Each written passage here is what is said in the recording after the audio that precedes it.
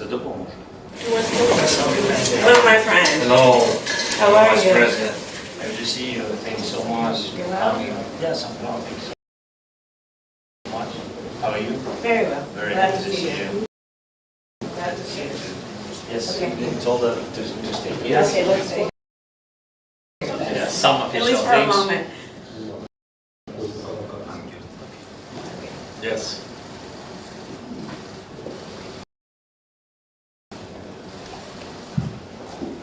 Okay, good. Let's.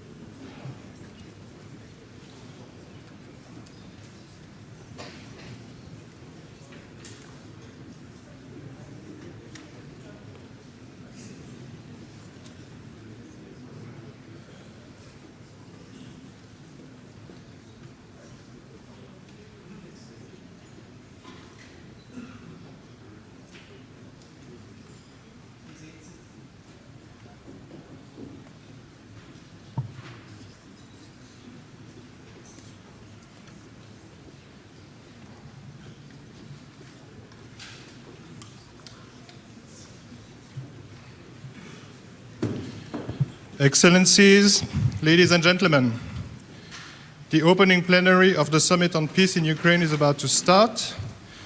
The first speaker will be Ms. Viola Amherd, President of the Swiss Confederation. The plenary will be chaired by Mr. Cassis, Head of the Federal Department of Foreign Affairs. Madam President, you have the floor. Excellencies, ladies and gentlemen, it is an honor for me to welcome you here to the Bürgenstock, high above Lake Lucerne. There is a long tradition of seeking ways out of war in peaceful places. The Bürgenstock is that kind of place. Though its beauty is in sharp contrast to the reason for this summit, the mountains serve as a reminder that it takes many steps to achieve ambitious goals. Our goal is to inspire a process towards a just and lasting peace in Ukraine. Of course, we are aware that there is a long path ahead of us. We are under no illusion that we will reach a conclusive understanding at this summit. But we can come closer to reaching such an understanding word by word, proposal by proposal, step by step.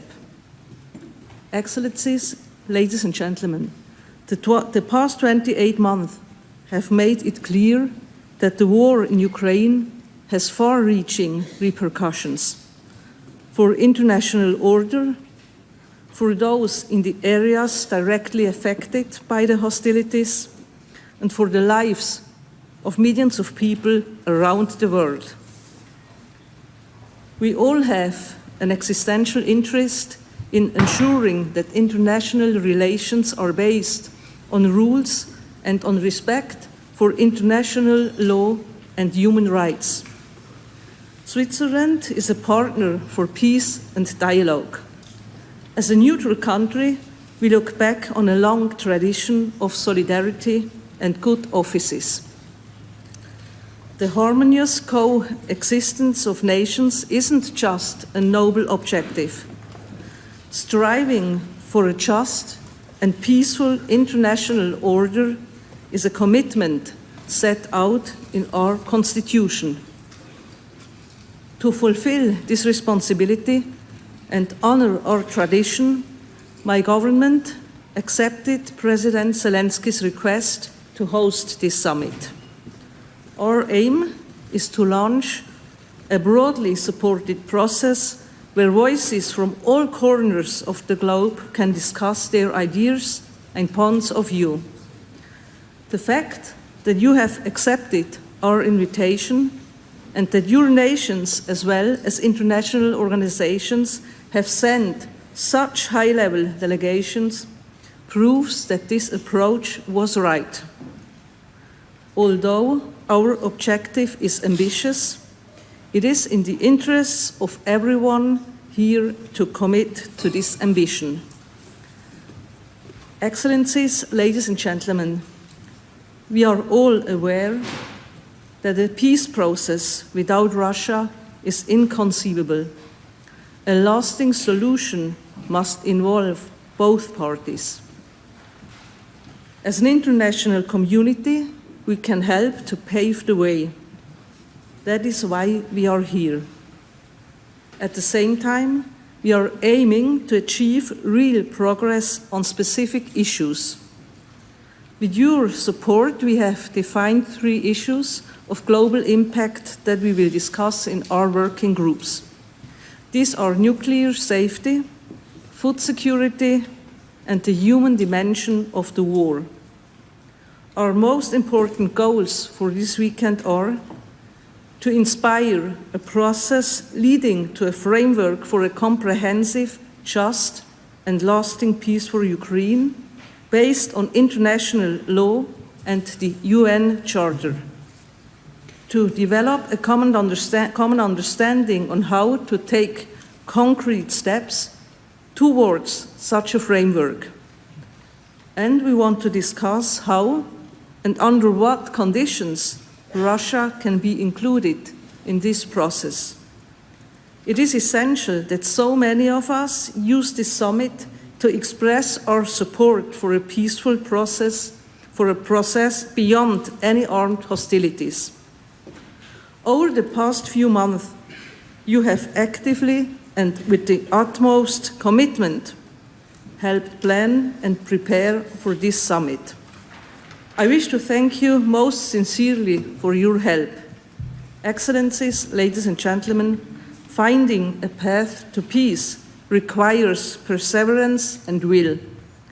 It requires effort on all sides. We can only achieve the ambitious goal of this summit if we pool our strength and come together, even in areas where our positions differ. Here on the Bürgenstock, we will all be making that first crucial step. It is up to us to make sure it is followed by a second. Thank you very much.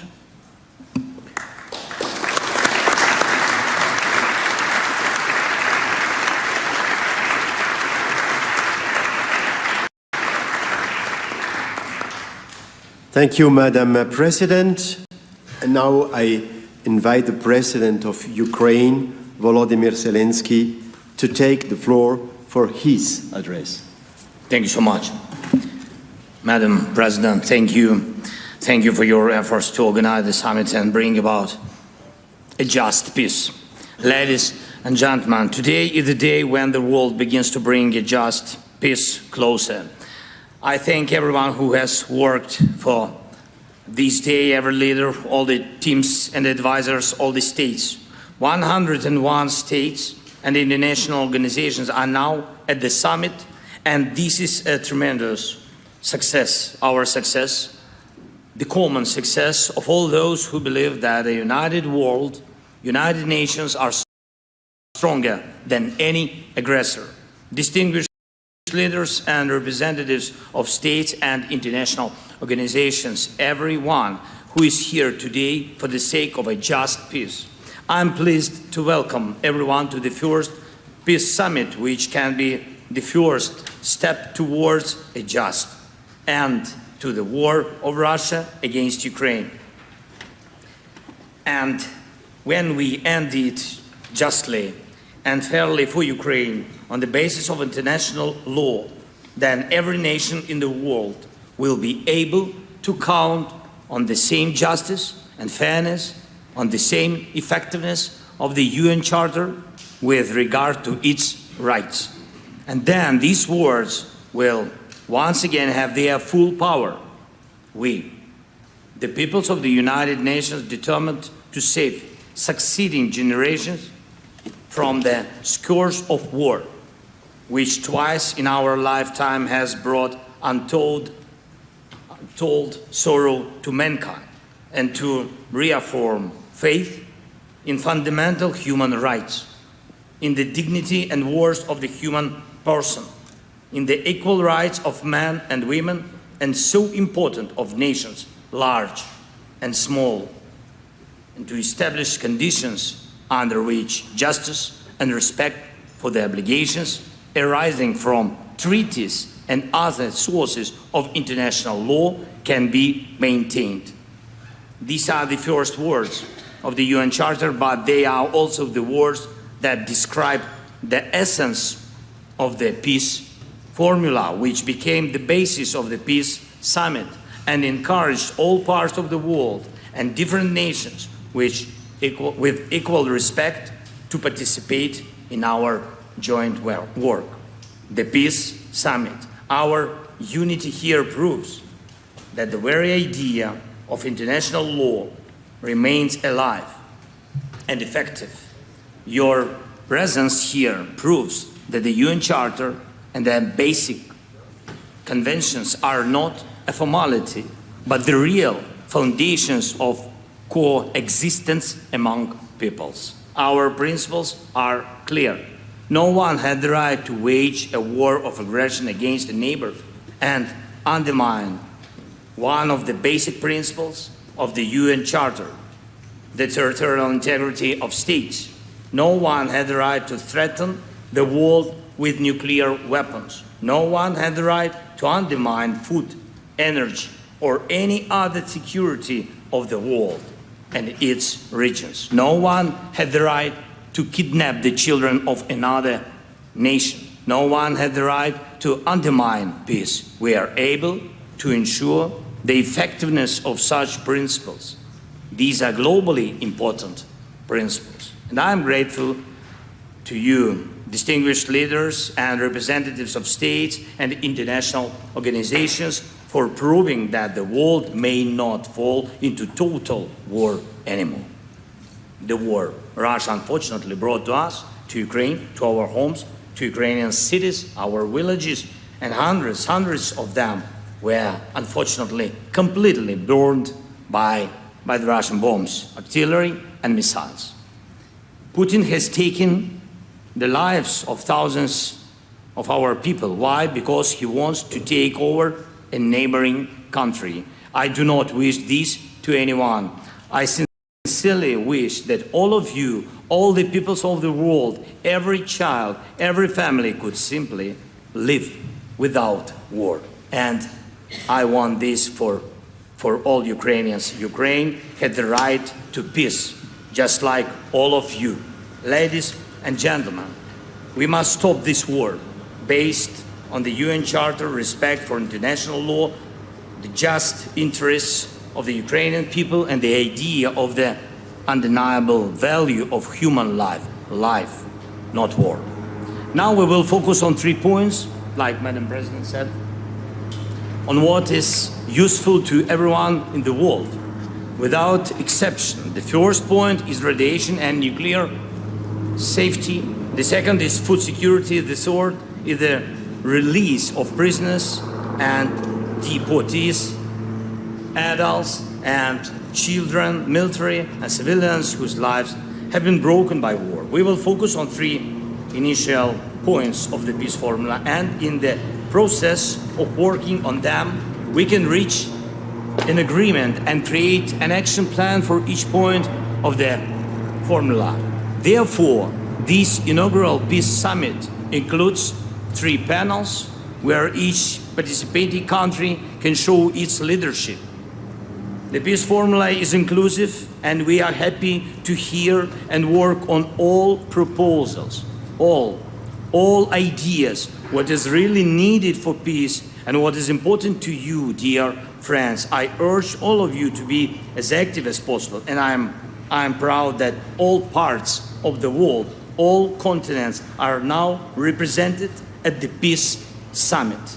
We have managed to avoid one of the most terrible things, namely the division of the world into opposing blocs. Here, there are representatives from Latin America, Africa, Europe, Middle East, and Asia, the Pacific, North America, and religious leaders. 101 participants, and no one had the privilege of deciding for another. This is true multipolarity, when each political pole of the earth is represented and has its own influence in solving a globally important issue. No one doubts that the global majority wants to guarantee all aspects of security, including nuclear and food security. The majority of the world definitely supports the principle of territorial integrity of states, sovereignty of nations, and equality in relations between peoples.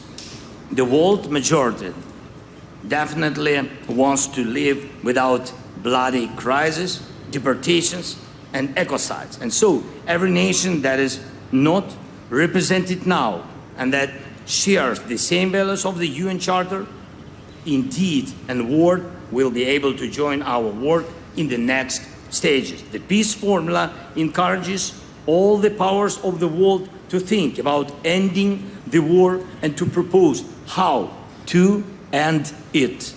And therefore, the very idea of war has already lost. Putin should switch from the language of ultimatums to the language of the world majority, which wants a just peace. Distinguished leaders and representatives of states, what exactly can this summit deliver? First is to prove that the return of security is indeed possible.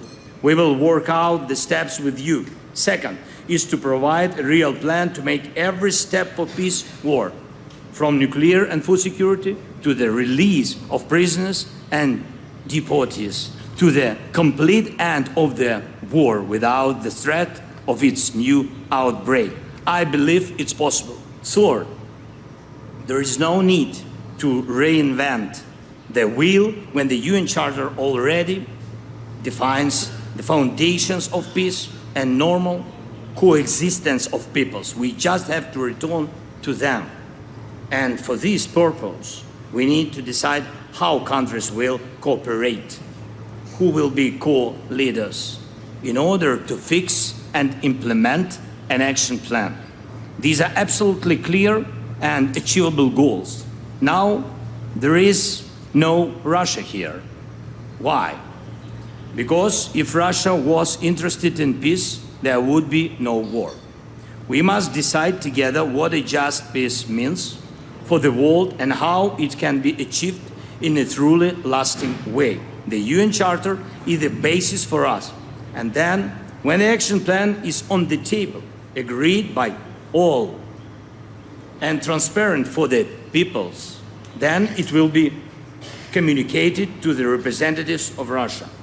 And so that at the second peace summit we can fix the real end of the war. Now we are starting this path together. We must prove that the united world is a world of peace, a world that knows how to act correctly. Thank you for attention. Thank you for participating in the summit. I hope for fruitful work together, of course, together. We all need peace. Slava Ukraini!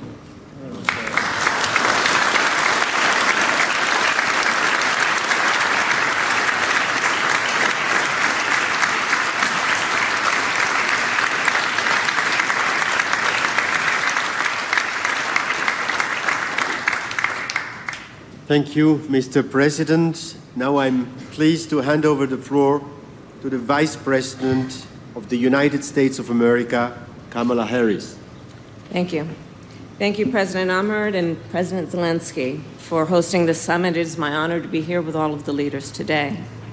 I first met President Zelensky in February of 2022, just 5 days before Russia invaded Ukraine. An outrageous attempt to subjugate a free people and an attempt to wipe a sovereign state off the map. On that same day, I addressed the Munich Security Conference and made clear that the United States of America is a steadfast supporter of the principles that people have a right to choose their own form of government. Nations have a right to choose their own alliances. There are inalienable rights governments must protect. The rule of law must be cherished. Sovereignty and territorial integrity of all states must be respected. And national borders should not be changed by force. And nearly 2.5 years later, I am here to reaffirm the commitment of the United States to these principles and our unwavering commitment to support the people of Ukraine as they defend themselves against Russia's brutal aggression. As I discussed with President Zelensky earlier today, President Biden and I have made clear over the past 3 years, we are committed to uphold international rules and norms, to defend democratic values and stand up to dictators, and to stand with our allies and partners. This approach has provided for our security and prosperity for generations, and it continues to do so today. This approach makes America strong, and it keeps Americans safe. And this approach bolsters global stability. Russia's aggression is not only an attack on the lives and the freedom of the people of Ukraine. It is not only an attack on global food security and energy supplies. Russia's aggression is also an attack on international rules and norms and the principles embodied in the UN Charter. Russia is a permanent member of the United Nations Security Council. Nevertheless, for nearly 2.5 years, it has shamelessly violated the core tenets of that charter. If the world fails to respond when an aggressor invades its neighbor, other aggressors will undoubtedly become emboldened. It leads to the potential of a war of conquest and chaos, not order and stability, which threatens all nations. President Joe Biden and I will continue to support Ukraine and continue to impose costs on Russia. And we will continue to work toward a just and lasting peace based on the principles of the United Nations Charter and the will of the people of Ukraine. President Zelensky, the United States shares your vision for the end of this war and an end to the suffering of the Ukrainian people.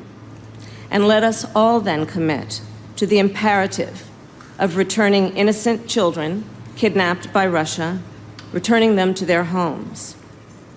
Let us also agree a practical benefit of the work of this peace summit is to increase global food and energy security. And let nothing about the end of this war be decided without Ukraine. By contrast, however, yesterday, Putin put forward a proposal. But we must speak truth. He is not calling for negotiations, he is calling for surrender. America stands with Ukraine not out of charity, but because it is in our strategic interest. We stand with delegations from more than 90 nations who also have a strategic interest in a just peace in Ukraine. Among us, no doubt, exists a diverse range of views on many of the global challenges and opportunities we face. We don't always agree. However, regarding Putin's unprovoked, unjustified war against Ukraine, there is unity and solidarity in support of international norms and rules. For President Joe Biden and me, it is one of our defining missions to uphold the international rules-based order, to defend it, strengthen it, and promote it. And no doubt it must be a priority for us all. Thank you.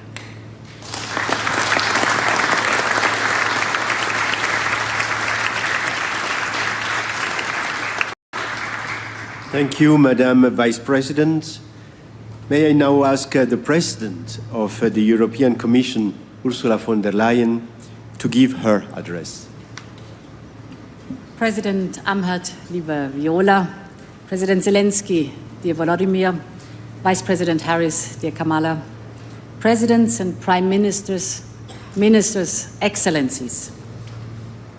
We have all come to Switzerland from different places, with different histories. We may not always see the world in the same way, but there's something all our countries have in common. We all value our independence and our freedom. We all expect our borders to be respected. We all yearn to be the masters of our own destiny.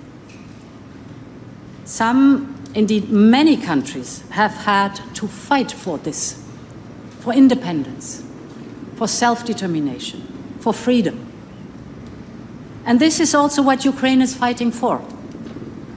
This is also what the people of Ukraine desire. And their greatest aspiration is to be independent and free in peace. They want the missiles to stop hitting their cities. They want to live free from fear. They want their children to be safe, not constantly worrying about the next air raid siren. Surely this is the right of all countries and all people. And this is why we're here today. We're here today to help bring an end to a brutal and unjust war. A conflict that has shattered lives and displaced millions. The echoes of Russia's war of aggression reverberate across the globe. Energy prices have soared, food prices have exploded, and it is a cautionary tale for the entire world. Is it right that a larger country can invade and take territory from a smaller neighbor? The answer is, of course, no. It is written in the Charter of the United Nations. And that is why it is vital that we reaffirm that charter. It is vital that we pledge again to uphold firmly the principles of the UN Charter. Freezing the conflict today with foreign troops occupying Ukrainian land is not an answer. In fact, it is a recipe for future wars of aggression.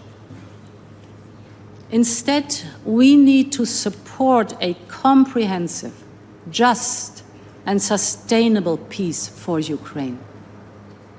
One that restores Ukraine's sovereignty and its territorial integrity, the inviolability of all borders, the sovereignty of all nations.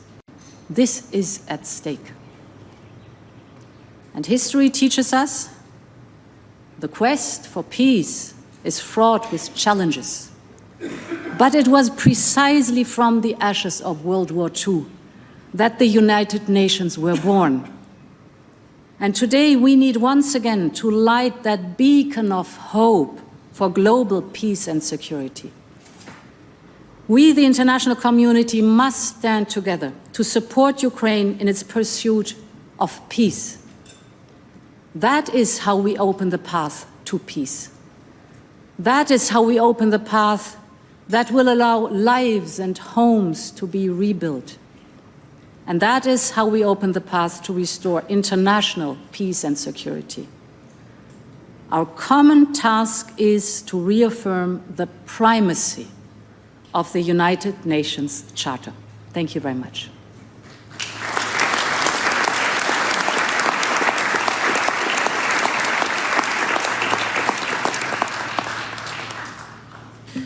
Thank you, Madam President. As we would like to give the opportunity to speak to everybody during the upcoming sessions, I kindly ask all speakers to limit your interventions to 1 to 3 minutes. I am now pleased to invite the President of Kenya, William Ruto, to give his intervention. The President of Switzerland, the President Zelensky of Ukraine, Madam Vice President of the United States, heads of states, ladies and gentlemen. 79 years after the international community established a multilateral institutional framework to save succeeding generations from the scourge of war, Russia's invasion of Ukraine has been a horrifying spectacle of carnage and devastation, which has left 500,000 people dead and 7.1 million people displaced in its wake. Across the world, people and nations are enduring the negative consequences of disrupted supply chains. Kenya's position has been clear and unequivocal from the beginning. Russia's aggression against Ukraine is unlawful, unjust, and a violation of the fundamental principles of international law, which honor the sovereign equality of nations, upholds their territorial integrity, and advocates the peaceful resolution of all disagreements.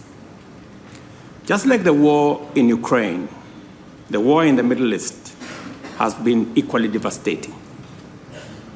So is the case with the war in the Sahel region in Africa, in Eastern DRC, in Somalia, in the Horn of Africa, and of course in the Sudan. 40 million Africans have been displaced by the war in our continent, and 2.5 million kids are out of school. This state of affairs speaks volumes of global leadership, and especially the peace architecture at the United Nations, and more specifically, the gridlock at the United Nations Security Council. Today, a farmer in Kenya, in rural Kenya actually, knows there is war in Ukraine for 2 reasons. Number 1, he paid more for his fertilizer, and number 2, his fertilizer came late. Let me also say, this peace summit is a historic step in the right direction. For the first time, we have convened to talk about peace in Ukraine and not war in Ukraine. Secondly, a commitment to peace makes certain fundamental concessions inevitable. This summit should not be a meeting of just friends. This should be a meeting of both friends and foe. To succeed in this positive trajectory, Russia must be on the table, number 1. Number 2, an American general, Norman Swartzfeld, said, the more we sweat in peace, the less we bleed in war. It is time for leaders of the world to talk about peace, negotiate peace, work hard to build peace, and configure a global strategic framework that integrates peace as the sole means and end of human endeavor. Finally, we have gathered here and we are reminded by the Indian statesman Mahatma Gandhi, who said that an eye for an eye will make humanity blind. Just as Russia's invasion of Ukraine was unlawful and unacceptable, the unilateral appropriation of Russia's assets is equally unlawful, unacceptable, and a derogation from the UN Charter, especially for those of us who believe in freedom, justice, and democracy, and the rule of law. As we embark on this journey to resolve conflict in Ukraine and throughout the world, it's time for parties to the war in Ukraine to demonstrate good faith, abandon intransigent attitudes, and soften their positions. I thank you. Thank you. Thank you, Mr. President. I am delighted to hand over the floor to the Chancellor of Germany, Olaf Scholz. Madam President, dear Viola Amherd, dear Volodymyr Zelensky, colleagues, ladies and gentlemen. We have come here today to talk about peace. Peace in Ukraine first and foremost, of course, but nothing less than our global security and the rules-based international order are at stake. For Ukraine, defending itself for over 2 years against the Russian aggression is an existential fight to secure its free and democratic future, as Russia denies Ukraine its independence, its territorial integrity, and its very existence as a sovereign nation. This illegal war of aggression has shattered peace and brought imperialism back to the European continent. While this is a war in Europe, it has, as we have witnessed over the last 2 years, far-reaching global consequences. This war has endangered international food and energy security. It has put the threat of a nuclear catastrophe back on our minds. It has weakened global economic growth and highlighted the fate of the most vulnerable, of innocent civilians, unlawfully displaced persons, in particular children and prisoners of war. This all comes to show. This war affects us all. That is why I describe the Russian war of aggression as a Zeitenwende, a watershed moment. But how to end Russia's war against Ukraine and achieve a just and lasting peace? Let me share some reflections with you today. First, no country wants peace more than Ukraine. But let us be honest, peace is more than the absence of war. An immediate ceasefire without serious negotiations, without a roadmap toward a just and lasting peace, merely on the basis of so-called new realities, would only legitimize Russia's illegal land grab.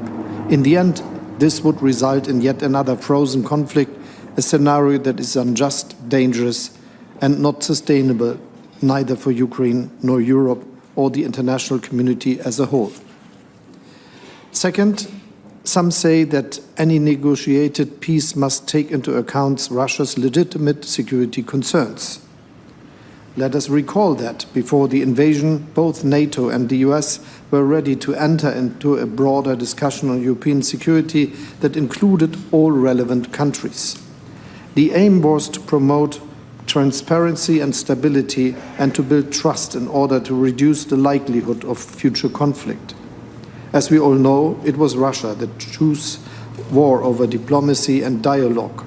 So let me be very clear, whatever the perception of one's own security concerns may be, these concerns must not and cannot justify an invasion of a peaceful neighboring country. Third, I would like to highlight that it is Ukraine, the victim of unprovoked aggression, that has had the courage to present to the world a peace plan. Inspired by President Zelensky's peace formula, many, if not all, of the countries represented here today have participated in the Copenhagen, Jeddah, Valletta and Davos meetings of national security advisors. And so we are here today. I'm very grateful to our Swiss hosts that we can enter into a truly global exchange on principles for a just, lasting and comprehensive peace, and on how to achieve the widest possible international support for a future peace process in Ukraine. Which document is better suited to guide us than the Charter of the United Nations with its fundamental principles of territorial integrity and sovereignty? This also includes the respect for international humanitarian law and human rights. It includes the sovereign equality of all states, the peaceful resolution of conflicts, and multilateral cooperation for the benefit of humanity. These principles are binding for us all, and they are the foundation of the international rules-based order. My last point today is on Russia. It is true, peace in Ukraine cannot be achieved without involving Russia. But let us not forget that, as we speak, Russia continues to relentlessly wage its brutal war. We all know Russia could end this war today or at any given moment once it ceases its onslaught and withdraws troops from Ukraine. To date, Russia has refused to heed our collective call for peace on the basis of international law and the UN Charter. Our gathering today is important, and I want to thank all of you for your participation. We all recognize that achieving peace still requires tremendous efforts. We should jointly seek to achieve a framework and a roadmap for concrete steps in this direction. I have compared this process to a small plant that needs watering, nurturing, and delicate care. Let us engage collectively in ensuring that this plant develops and grows. Let us use the time until our next meeting to intensify our efforts. I look forward to your and to our discussions.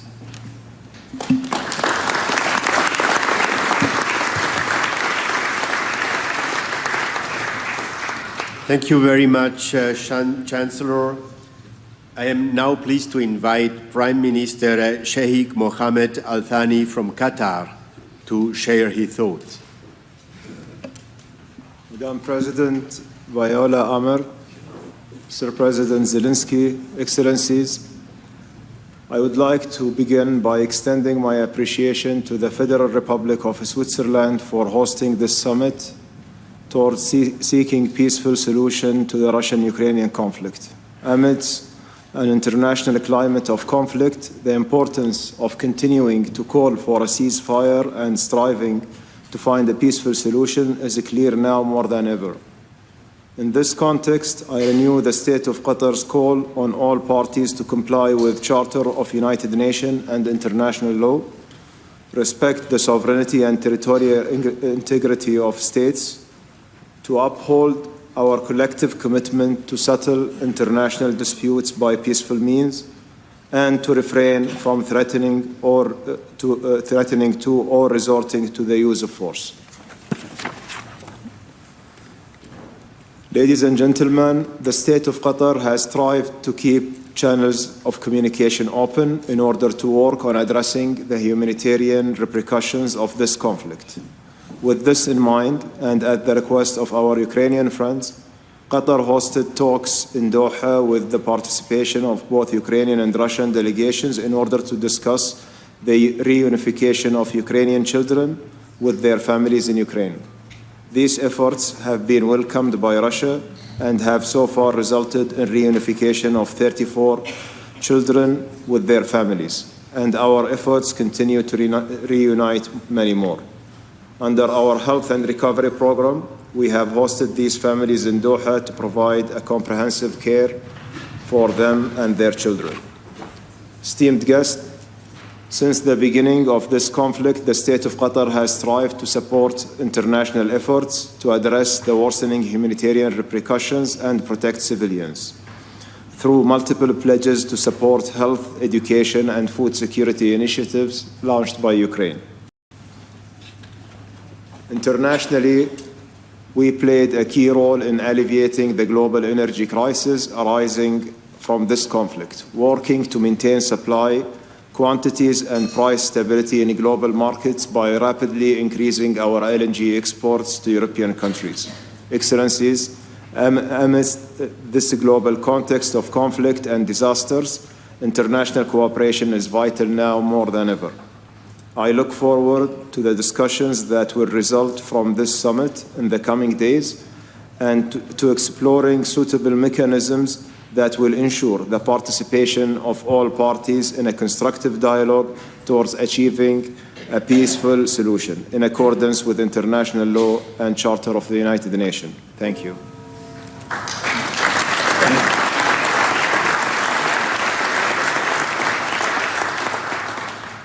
Thank you, Prime Minister. Thank you also for being on time. May I hand over to the Minister of Foreign Affairs of Saudi Arabia, Prince Faisal bin Farhan Al Saud.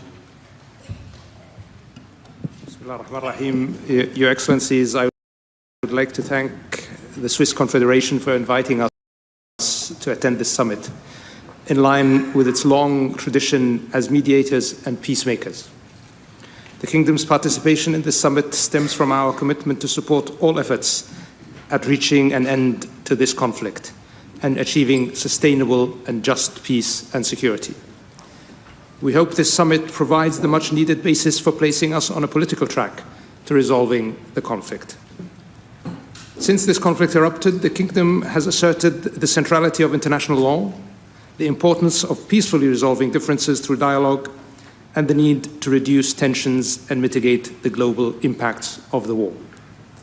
His Royal Highness the Crown Prince and Prime Minister also extended the Kingdom's good offices to both sides, expressing our readiness to mediate and bring the conflict closer to a solution.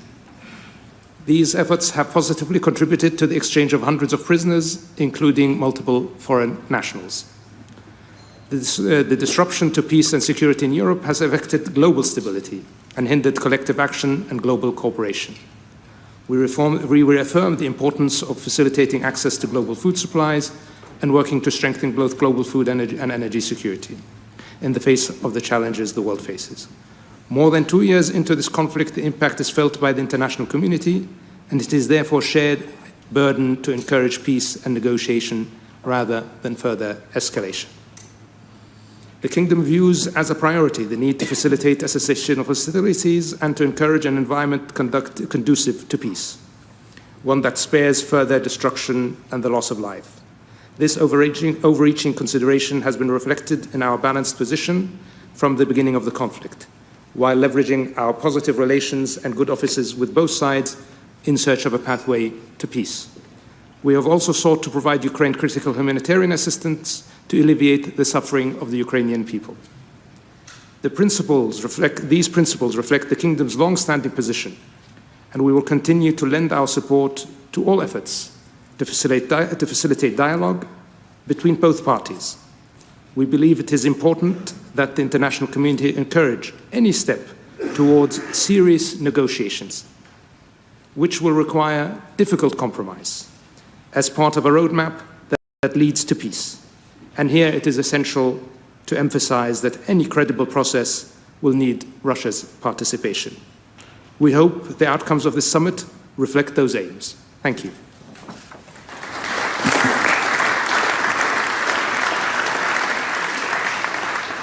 Thank you very much, Minister. It is my pleasure to ask the Prime Minister of Japan, Fumio Kishida, to give his address. はい、まず、スイスの素晴らしいホスピタリティと、そしてサミット開催に向けたご尽力に、心から謝意を表します。日本は、2年以上前にロシアが侵略を開始した直後から、今日のウクライナは明日の東アジアかもしれない、こうした考え方のもと、厳しい対ロ制裁と強力なウクライナ支援を実施してきました。また、一昨日には、ウクライナをさらに支えていくべく、私とゼレンスキー大統領との間で二国間文書に署名をいたしました。また、昨年5月、私が議長を務めた G7 広島サミットにおいて、ゼレンスキー大統領や招待国の首脳も交えて議論を行い、主権、領土の一体性の尊重といった国連憲章の原則を守ることをはじめとする4つの原則を確認いたしました。この広島での議論が基盤となり、本日、ウクライナに平和をもたらすべく、約100の国と国際機関の代表がここに集まったことを喜ばしく思います。本日、我々は一つの共通の思いのもとにここに集まりました。それは、ウクライナに一日もоб'єднані тут однією ціллю. Ми всі сподіваємося, що в Україні буде якомога швидше відновлений мир. Цей мир має бути справедливим і тривалим. Має спиратися на принципи міжнародного права, включаючи 現状変更の試みを正当化するようなものであってはなりません。このような公正かつ永続的な平和をウクライナで実現することは、国際社会全体を分断、対立ではなく、協調の世界に導いていくために象徴的に重要なことです。ここに集う我々が率先してリーダーシップを発揮しようではありませんか。国際社会が一致して取り組むに際しては、我々の命や生活に直接的影響を与える喫緊の問題への対応も急務です。日本は今回のサミットのテーマの一つである原子力安全につき、共同議長として議論に積極的に貢献してきています。また人道問題も重要です。日本はウクライナの人々が安心して日々の生活を取り戻せるよう、電力分野や地雷除去分野での取り組みを強化していきます。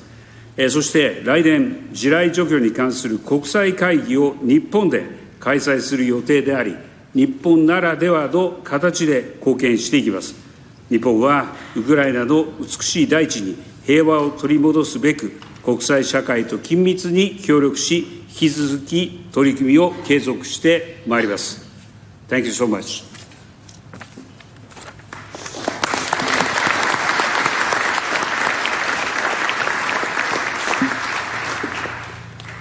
Thank you, Prime Minister. And now I'm delighted to pass on the Prime Minister of the United Kingdom, Rishi Sunak. Thank you, President Amherd, President Zelensky. Colleagues, Russia chose to wage war on Ukraine. We come here united because we choose peace.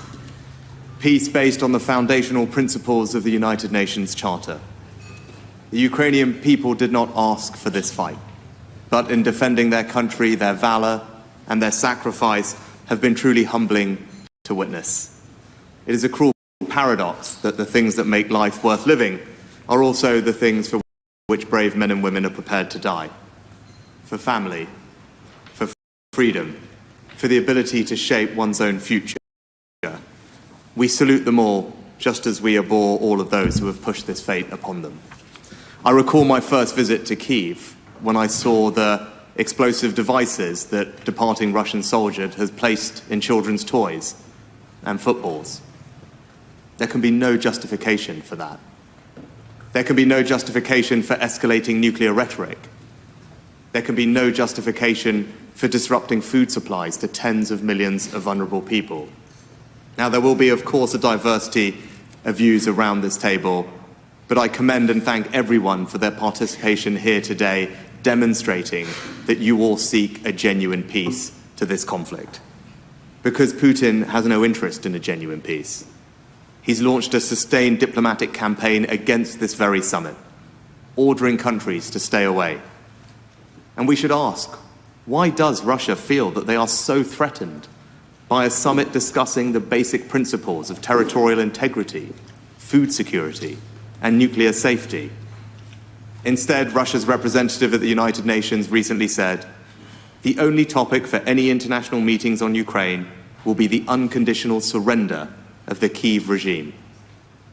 Well, that will never happen, because aggression cannot and will not prevail. Instead, we must set out the principles for a just and lasting peace based on international law and the UN Charter.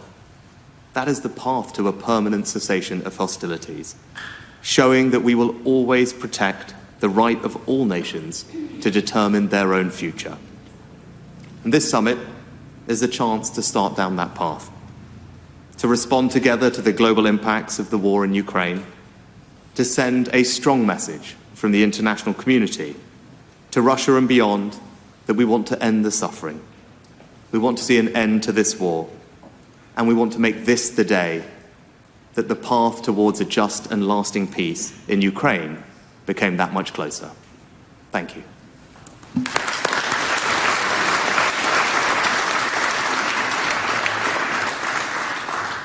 Thank you, Prime Minister. I'm honored to now pass the floor to the Prime Minister of Timor-Leste, Mr. Shah Mama Gush Mahu.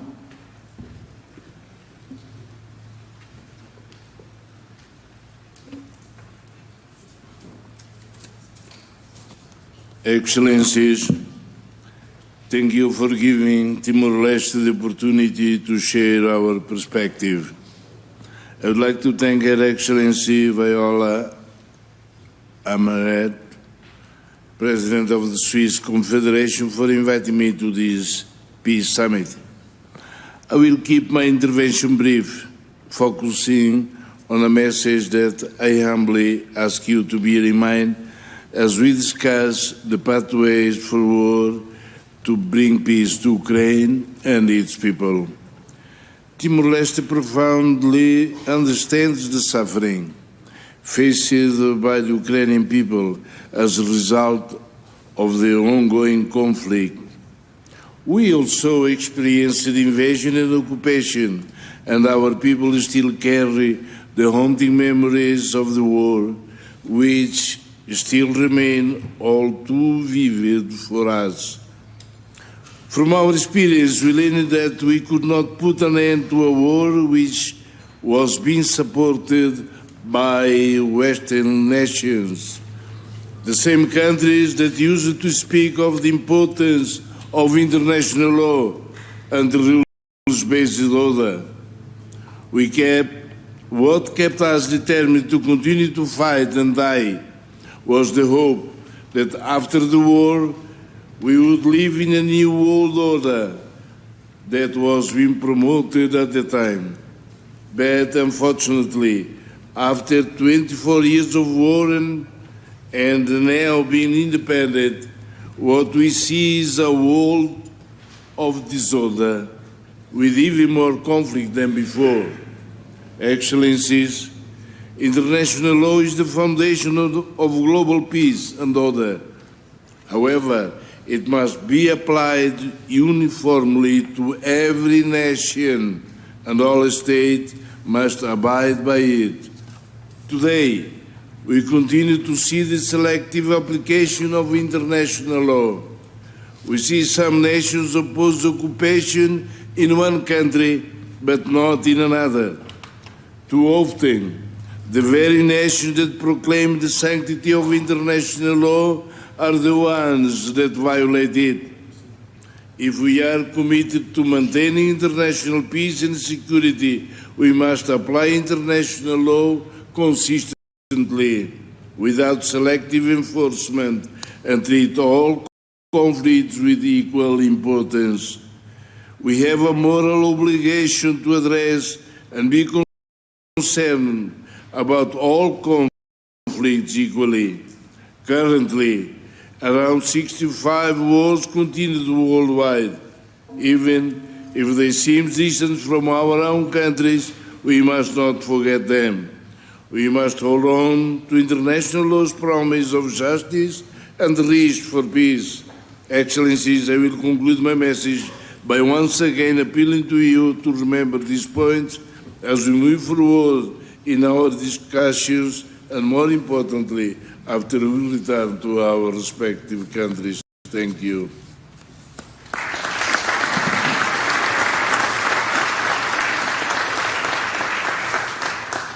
Thank you very much, Prime Minister. Now I invite the President of Ghana, Nana Akufo-Addo, to take the floor. Excellencies, I speak to you today at a seminal moment in our collective pursuit of peace and justice. We're gathered here with a shared mission to seek a comprehensive, just, and lasting peace for Ukraine, grounded firmly in the principles of international law and the United Nations Charter. It is well established that Russia's aggression against Ukraine constitutes a flagrant violation of international law, an unjust act that has wreaked havoc not only on Ukraine, but on economies worldwide, particularly those in Africa. Ghana, one of 28 African countries who joined the global majority at the General Assembly of the United Nations in condemning the act of aggression, did so for principled reasons, emanating from her historic opposition to great power hegemony, domination and bullying of small nations, which led her to lead Africa's successful struggle for liberation from colonialism imperialism, and the racist system of apartheid. The ripple effects of the Russia-Ukraine conflict have reached far and wide, disrupting global trade, destabilizing markets, and exacerbating economic hardships for millions and millions of people. The African continent has been particularly hard hit. Our economies, already vulnerable and struggling to recover from the impacts of the COVID-19 pandemic, have faced additional strains due to this conflict. The blockade of the Black Sea has led to severe shortages and skyrocketing food prices, which have precipitated a food security crisis across Africa, as many nations rely heavily on these imports to feed their populations. The cost of living has surged, and the specter of hunger and malnutrition looms large over our most vulnerable populations. In the face of such widespread suffering, it is imperative that we come together to chart a path towards peace. This summit offers a crucial platform for dialogue, enabling us to address the complexities of this conflict and work collaboratively towards a resolution. In this context, the Ukrainian peace formula stands out as a critical framework for reaching lasting peace. The formula emphasizes several key elements essential for a sustainable resolution: the immediate cessation of hostilities, the withdrawal of Russian troops, and the restoration of Ukraine's territorial integrity. It also underscores the need for the protection of human rights and the facilitation of humanitarian aid to those affected by the conflict. By adhering to the principles outlined in the Ukraine peace formula, we can ensure that any peace agreement is just, equitable, and enduring. It is equally imperative that any resolution, whilst respecting Ukraine's sovereignty and territorial integrity, addresses the legitimate security concerns of all parties involved. This comprehensive approach will help prevent future conflicts and foster a stable and secure environment in the region. The Ukraine peace formula provides a viable roadmap, and together we can work towards a future where all nations can coexist in harmony and security. And it is for this reason that Ghana regrets the absence of the Russian Federation and the People's Republic of China at this meeting. This meeting is a testament to our collective will to seek peace and justice, and I'm hopeful that through our concerted efforts we will succeed, no matter how long and arduous the journey. I thank you for your attention.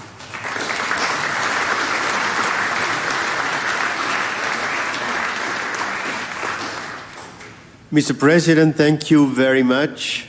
May I now hand over to the President of Spain, Pedro Sánchez. Let me begin by thanking Switzerland for hosting this summit of peace in Ukraine. More than 2 years have gone by since the beginning of Russia's military aggression, a clear violation of international law and the principles of the UN Charter, including those of sovereignty, independence, and territorial integrity. I want to pay tribute to the heroism and resilience of the Ukrainian people and its government in the defense of their country.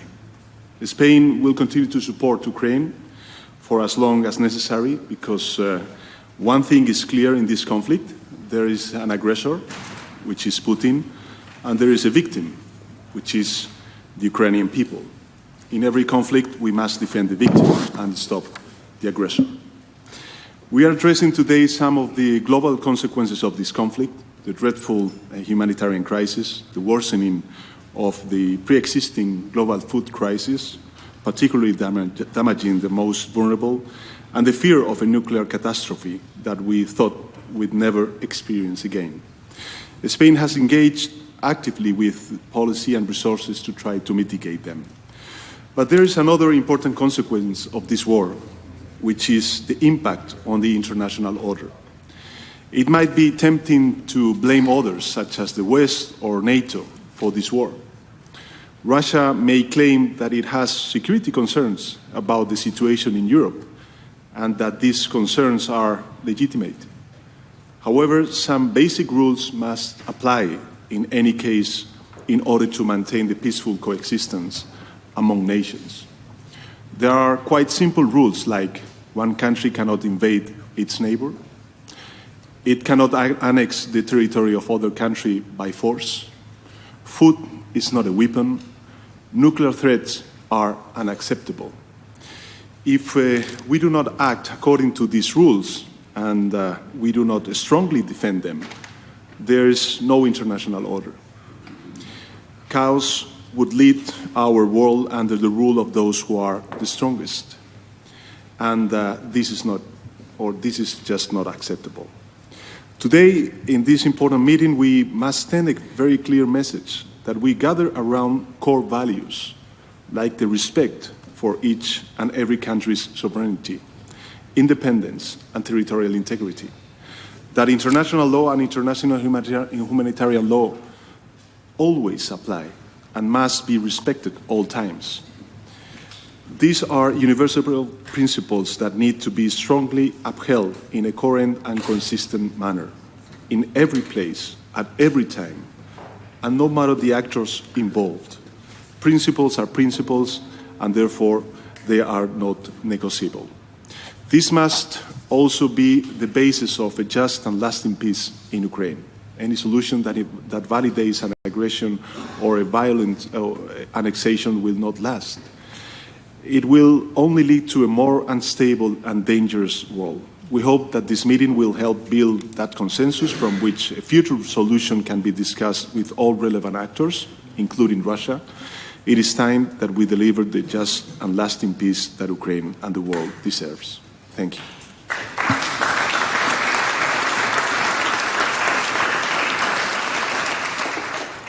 Thank you, Mr. President. As next speaker, may I call the Prime Minister of Croatia, Andrej Plenković. Thank you very much, Madam President of the Swiss Confederation, Mr. President of Ukraine. First of all, thank you for having organized this global summit on peace in Ukraine, widely attended and well planned. Russia's invasion of Ukraine actually is not only 2 years and 4 months long, it's a 10-year invasion and aggression of a neighboring country that has proved that the international law is not respected, that the global governance has been left without an answer to this conflict. It has caused disruptions to European security, energy, food supplies, and had a global impact. The unjustified narratives of questioning Ukrainians' identity, of falsely alleging the so-called denazification of Ukraine, were just pretext for the territorial ambitions. And even yesterday we heard the tactics, salami at its best. In 2014, Crimea, Donetsk and Luhansk. In 2024, Zaporozhye and Kherson. Then perhaps a pause, and then one can see what may happen later. Therefore, there are differences between peace and peace. The peace that Croatia can advocate will never be the peace where the victim should capitulate and get rid of its own territory. The real peace should involve immediate ceasefire, strong international engagement based on previous experiences, with even perhaps a high-level personality involved that can be trusted by all sides in order to use all the mechanisms that the United Nations have in the past had on the similar experiences of peaceful reintegrations of temporarily occupied territories. Croatia, that has itself been a victim of aggression 30 years ago, shares to Ukraine its extensive experience on humanitarian issues, including in prisoner exchanges, forced transfers of children and civilians searching for missing persons, psychological support for veterans and humanitarian demining, strong expertise on the prosecution of war crimes. We shall support President Zelensky's peace plan, work in coordination with the rest of the international community in order to achieve a just peace and Ukrainian future that will be integral when it comes to its territory and democratic when it comes to its values, because your defense of your homeland was heroic. Slava Ukraini!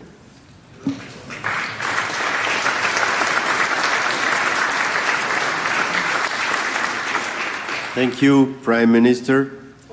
As next speaker, may I invite the President of Georgia, Salome Zurabishvili. Mrs. President Hammered, President Zelensky, the war not in but against Ukraine has been ongoing for over 800 days.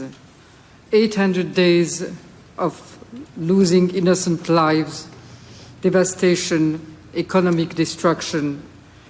800 days when Ukrainians have been fighting for the freedom and the territorial integrity of their country, but also for the freedom and security of Europe at large, and beyond that, for the ideals of democracy and for sustaining, maintaining or restoring the rule of law. My country, Georgia, can only share the plight of the Ukrainian people that we have experienced in our turn. Before Bucha, there was Abkhazia, is the title of a film. And yes, before the war against Ukraine, there was a war against Georgia, not once, but many times. And before the occupation of territories in Ukraine, there was the occupation of territories in Georgia. So my country can only share the concern for the human devastation that Ukraine is living through, the forced transfers of children. My country can only share the concern for the instability and confrontation that Russia has brought to the Black Sea, instead of cooperation and connectivity, which we are all thinking about. Militarization of the Black Sea, when Russia is planning to open a new additional military naval base in the territory of Georgia, in the region of Abkhazia. My country can also only share the concern about nuclear safety, having experienced the effects of the Chernobyl disaster. For all this reason, we can only share the conviction that this war against Ukraine has to cease and has to give way to peace in Ukraine and to peace in Europe. And that can only happen if and when, beyond the initial steps that should be designed today, when Russia realizes that it has borders as any other state, and that it has neighbors as any other state, and that international community, new architecture of security can only exist when the big countries, the large countries, and one of the largest ones, recognizes its neighbors, respects its neighbors and their territorial integrity. Slava Ukraini!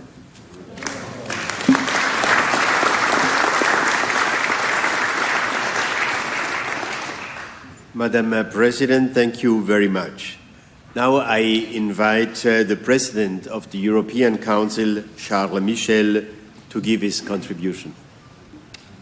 Thank you.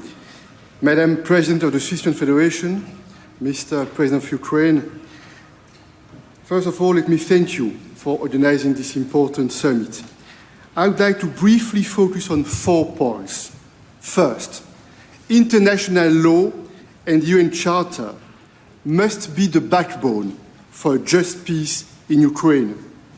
No matter our continent, history, religion, or skin color, we all share the same guiding compass, and this is the UN Charter and its principles of sovereignty, territorial integrity, human dignity, and the right to self-defense.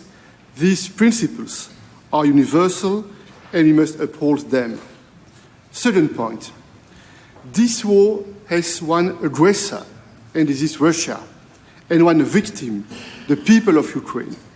And the people of Ukraine, they have the right to defend their children, their homes, and their communities. And it is our collective duty to protect a world based on laws that govern how countries should live together. This full-scale war is more than an attack on the security of Europe, on the idea of Europe. This is an attempt to drag us all back to a darker past, a world of nuclear confrontation, dramatic food insecurity with economic consequences. This war is an odious attempt to replace the force of law with the law of force, and we cannot give up. Russia's threats to use nuclear weapons are completely unacceptable and irresponsible. Russia's reckless actions are driving up the risk of a nuclear incident with consequences for the entire world, and that's why the EU strongly supports the work of the IAEA, Director General Grossi and staff on the ground. Third point, let's be absolutely clear. There is no room for double standards.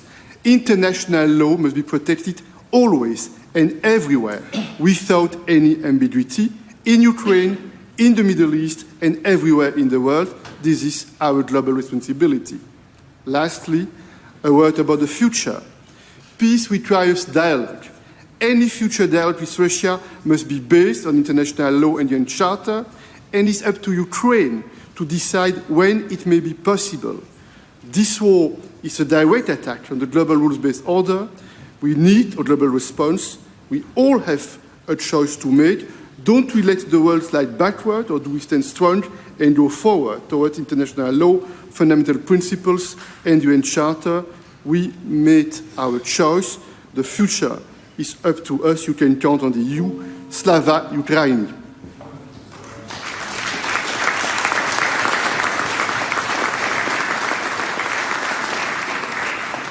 Thank you, Mr. President.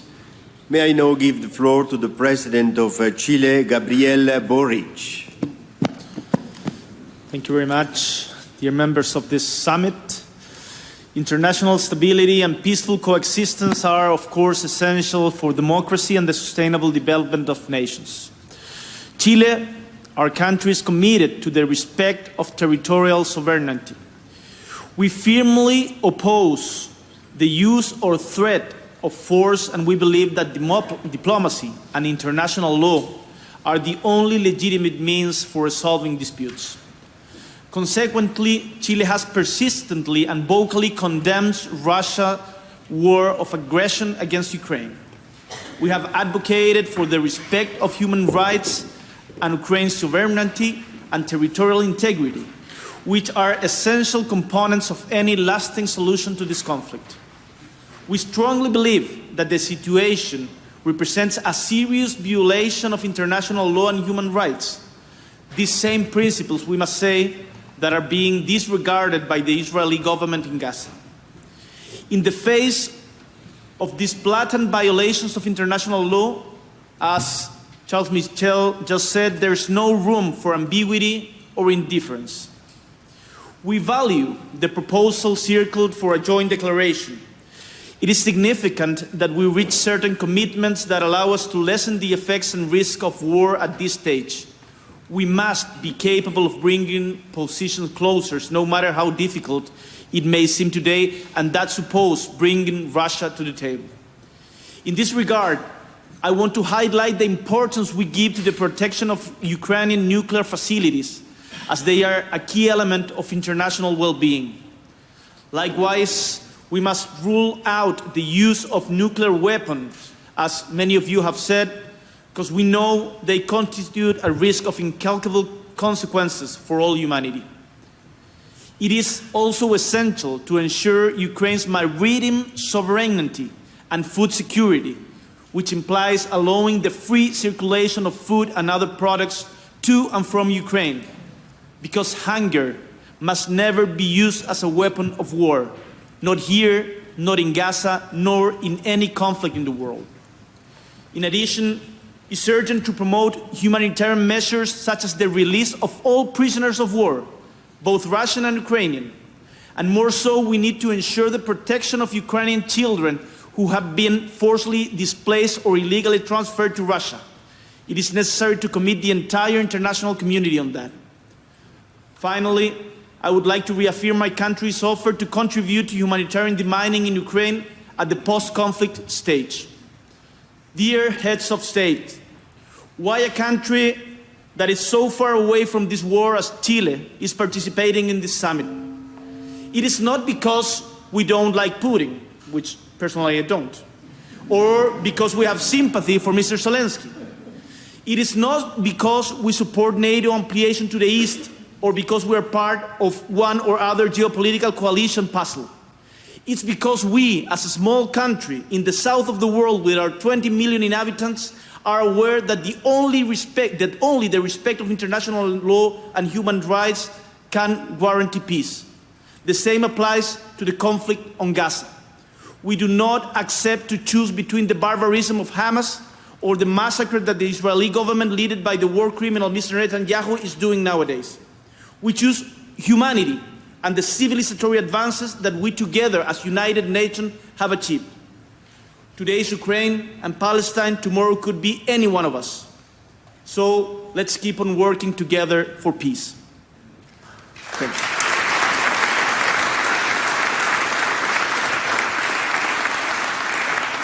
Mr. President, thank you very much. As next speaker, may I call the President of Poland, Andrzej Duda. Thank you very much. Excellencies, hosts, organizers, and participants of this summit. In a few days, Russian illegal and unprovoked aggression on Ukraine will have lasted 28 months. It has been 2.5 years of war crimes and crimes against humanity committed by the Russian regime and the Russian army all over Ukraine. This war is not only brutal and full of crimes, it is imperial and colonial in its nature. The Kremlin intends to enslave the Ukrainian people, their children, use Ukraine's resources, destroy their culture, and deprive Ukraine of the right to freely choose its development path and security arrangements. In the part of the world which I represent, Russia is often called the prison of nations, and for good reason, because it is home to almost 200 ethnic groups, most of which became residents of Russia as a result of the methods used in Ukraine today. Russia remains the largest colonial empire in a world which, unlike European powers, has never undergone the process of decolonization and has never been able to deal with the demons of its past. As members of the international community, we have to finally say there is no more space for colonialism in the modern world. I want to state clearly, it is solely Moscow who is responsible for the war, but it does not mean that Russia is acting alone.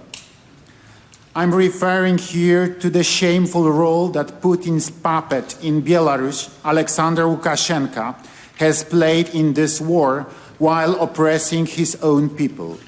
I want to remind everyone that not only did he allow the Russian army to attack Ukraine from the territory of Belarus, but he also initiated a series of hybrid attacks against the Baltic states and Poland's eastern borders, attacks which have lasted for 3 years. Ladies and gentlemen, Ukraine, as a victim of a full-scale military aggression, has the full right to defend its sovereignty and independence by any means that are in accordance with the international law. And it is the obligation of the entire international society to spare no efforts in supporting Kiev in its struggles. The peace agreement that will eventually be worked out has to ensure the sovereignty of Ukraine, full practical capabilities to defend its independence, as well as free and unimpeded right to shape its internal and foreign policies without Moscow's influence. Excellencies, the road to achieving lasting peace will be long and full of challenges. I appreciate the decision of organizers of this event to focus on less controversial issues. I hope that the progress made in those areas will allow us to further pressure the Kremlin to stop the aggression and withdraw its forces from Ukraine in its internationally recognized borders. The success of this initiative depends on bringing on board a vast representation of UN members and supporting the UN Charter. Only with broad international support and comprehensive consultations can we work out a basis for the future peace agreement. This also could and should serve as a universal basis for peace agreements in other conflicts. Thank you.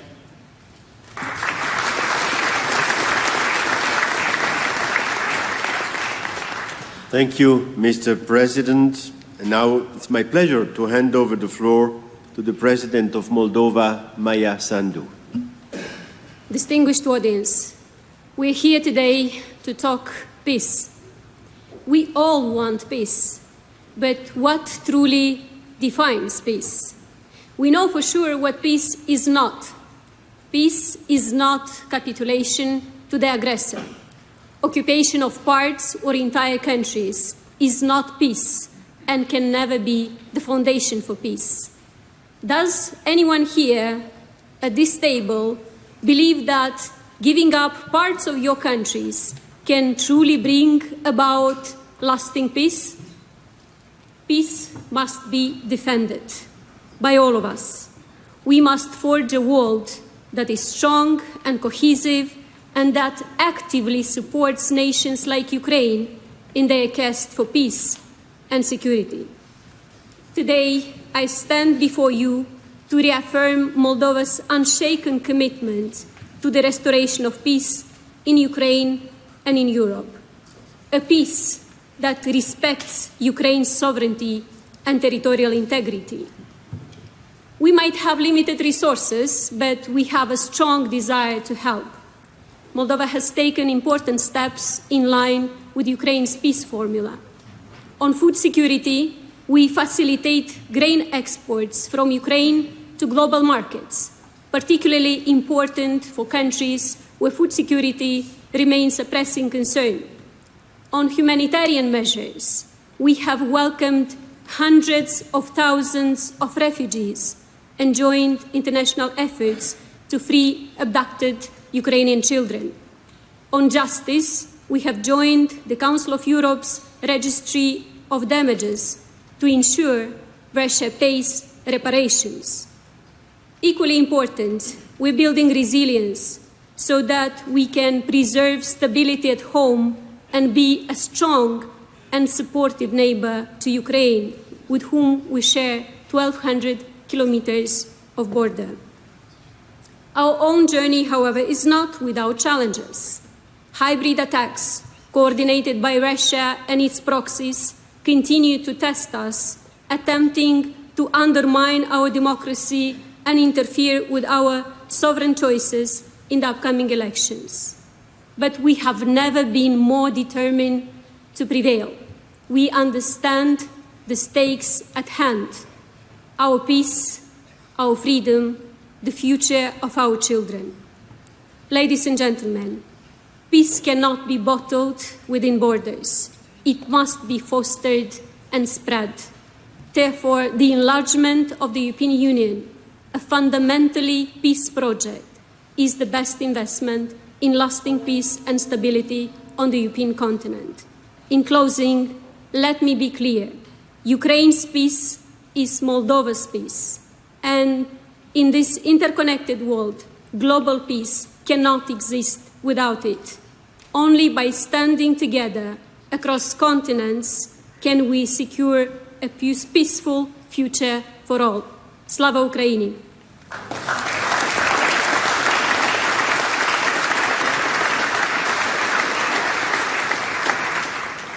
Thank you, Madam President. May I now request the President of Finland, Alexander Stubb, to share his view. Thank you very much, Mr. Chairman, ladies and gentlemen. In order to stick to my 3 minutes, I'll make 3 quick points. The first one is that I think there are quite a few cynical people outside of this hall and thinking, is there any point in having a summit on peace? And to them, I think the simple answer is to say that, as a matter of fact, if you don't talk about peace, you can't achieve it. And the mere fact that we have 60 heads of state government here, that we have 100 countries, I think is an achievement in and of itself. And I think for us in the global West, it's very important to listen to the voices that we've heard here today. I listened attentively to the President of Kenya, President of Ghana and Chile, Prime Minister of Qatar, and the Foreign Minister of South Africa. There are wars waging around the world, and they call for peace as much as this one. Now, for those who don't come from next to Russia, you must also understand that a lot of us are worried. We have 1,300 kilometers of border with Russia. Since the 1300s, we've had over 30 wars and skirmishes with Russia. Russia invaded Finland in World War II. We lost 10% of our territory, including the land where my grandparents were born and where my father was born. This is why the reaction from our side has been so vehement. My second point is that I actually think this has been a good week for peace. Why? Because of this summit, because of the G7 summit, because the EU negotiations for Ukraine started this week, and because of the support that our NATO allies are giving to Ukraine. So I think that Ukraine actually starts this path towards peace from a position of strength, much stronger than what it was 3 weeks ago, let alone 3 months ago. My third and final point is, when we talk about peace, it's important to talk about the nature of peace. And here's where I think it's very important to listen to not only President Zelensky, but all of those who say that this has to be a just and sustainable peace, which is based on international law and the UN Charter. It also means that we need to have a follow-up to this meeting as soon as possible, because peace is very rarely an end state. It's always a process. And let me finish off by saying what my predecessor and mentor, President Ahtisaari, once said: what humans begin, humans can also end. So I hope that this summit will be the first step in the path towards peace. Thank you for the invitation, and Slava Ukraini.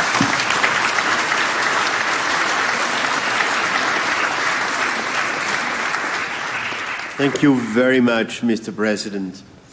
Let me now hand over the floor to the President of Argentina, Javier Milei. The floor is yours. Buenas tardes a todos. Es un honor para mí y para la Argentina participar de esta cumbre por la paz organizada por el presidente Zelensky, con quien hemos entablado un estrecho vínculo. Los argentinos tenemos plena conciencia del valor de la paz y la convivencia democrática como ejes rectores de la vida en sociedad, y por eso quiero agradecer especialmente la invitación a este evento. Quiero expresar, en nombre del pueblo argentino, nuestro máximo apoyo al pueblo de Ucrania y a nuestro amigo el presidente Zelensky, ya que como defensores de la idea de la libertad repudiamos cualquier forma de violencia, ya sea entre individuos, pero en particular repudiamos la guerra como mecanismo ilegítimo para dirimir los conflictos entre naciones. La guerra, trágica por naturaleza, no puede ser nunca la respuesta a problemas que deben saldarse en la esfera política. La guerra no es una herramienta legítima para resolver conflictos. La guerra es el último recurso de un pueblo que debe defenderse, nada más ni nada menos. Nosotros somos defensores de la idea de la libertad. El liberalismo, como lo entendemos nosotros, es el respeto irrestricto del proyecto de vida del prójimo, basado en el principio de no agresión, en defensa del derecho a la vida, la libertad y la propiedad privada. Como defensores de la libertad, no podemos abogar por otra cosa más que la paz entre los pueblos y las naciones libres. Cuando nosotros decimos que el principio ordenador de nuestra doctrina es la defensa de la vida, de la libertad y la propiedad de los individuos, lo que estamos diciendo es que hay una relación directa entre la paz, el comercio y la prosperidad. No hay prosperidad económica sin comercio libre, y no hay comercio libre si no hay paz. Y el comercio libre naturalmente pacifica, porque como decía Bastiat, donde entra el comercio no entran las balas. O como decía el propio Milton Friedman, yo puedo odiar a mi vecino, pero si no me compra mi producto, voy a la quiebra. Como soy un ferviente creyente en la conciencia filosófica que hay en el liberalismo y la paz, hago hoy este breve alegato en su defensa, ya que estas ideas parecen haber pasado de moda. Creo que es un paso importante para la Argentina poder hacernos presentes primero en la cumbre del G7 y luego aquí en esta cumbre por la paz. Y es parte del gran giro que estamos dando como país luego de décadas de darle la espalda al mundo. Hay una nueva Argentina que abraza una vez más las ideas que hace 150 años la convirtieron en uno de los países más prósperos del mundo. Y hay una nueva Argentina que busca también recuperar el lugar protagónico en el concierto de las naciones que alguna vez tuvo y que nunca debería haber abandonado. Sepan que la Argentina estará siempre comprometida con la defensa de las ideas que hicieron grande a Occidente y que para nosotros la paz entre las naciones libres no solo es un deber moral, sino la condición necesaria para la prosperidad. Muchas gracias a todos.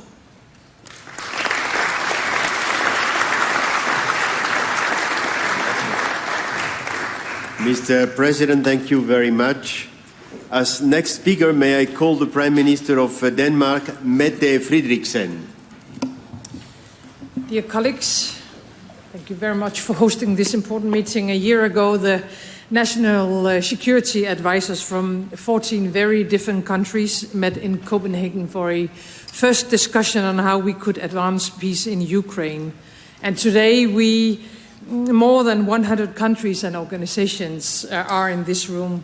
I think it shows a very strong and united wish for universal peace and stability. Of course, also for Ukrainians. They have now been under attack for almost 2.5 years, and the widespread global consequences of the war are well known. Russia's continued and relentless attacks against Ukraine's cities and people show how far we are from peace today. Yet we stand strong.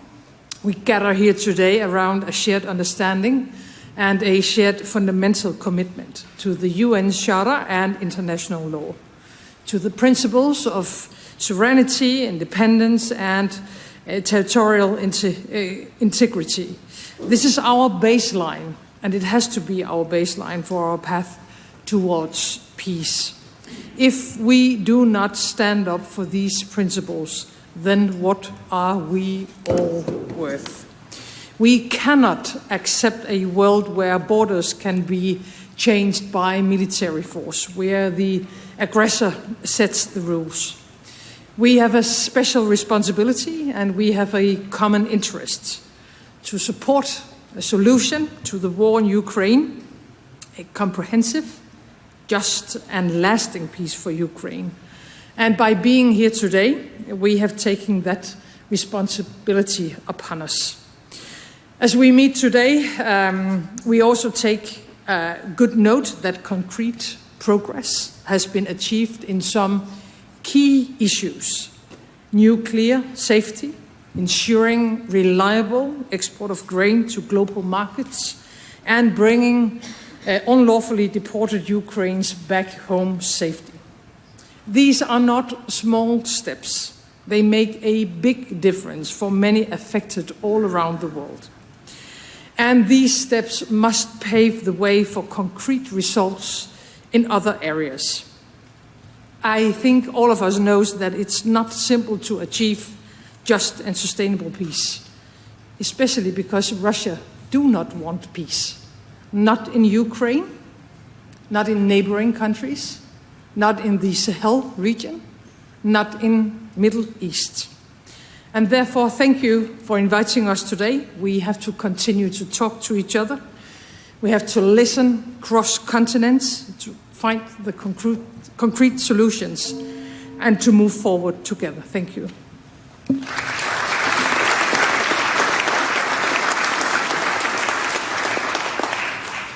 Thank you, Prime Minister. And now it's my pleasure to invite the Prime Minister of Estonia, Kaja Kallas, to make her intervention. Thank you. Excellencies, ladies and gentlemen, the outcome of Russia's aggression against Ukraine will have a profound effect, not only on the European but also global security architecture. Principles such as sovereignty, territorial integrity, discrediting aggression as a tool of statecraft are the most important elements. They must at all costs be preserved. Hence, it is critical that these principles are also upheld in case of Ukraine. That is why I'm concerned to hear about the so-called peace plans or initiatives that don't even mention these principles. These are the core principles of the UN Charter, the principles that form the basis for securing peace globally. We should be very careful not to leave an impression that some topics and principles, such as especially Ukraine's territorial integrity, are somehow secondary to others. They clearly are not. Upholding these principles is the most important way towards a just and lasting peace. They must be at the core of any future peace framework. The Russian war of aggression against Ukraine has lasted for 10 years. For the bigger part of it, the world has ignored it. There was hope back then, and some are also hoping now, that territorial concessions to the aggressor would bring peace. This logic echoes the appeasement policies of the 1930s.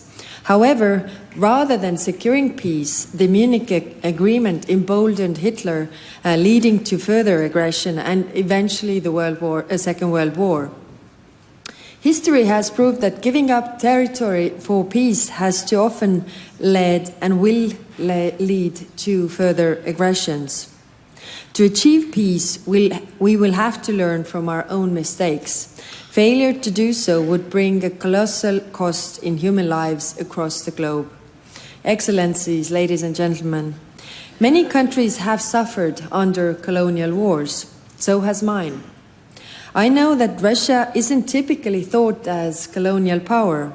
Estonia, my own country, went through Russia's colonization and occupation for almost half a century, up until 1991.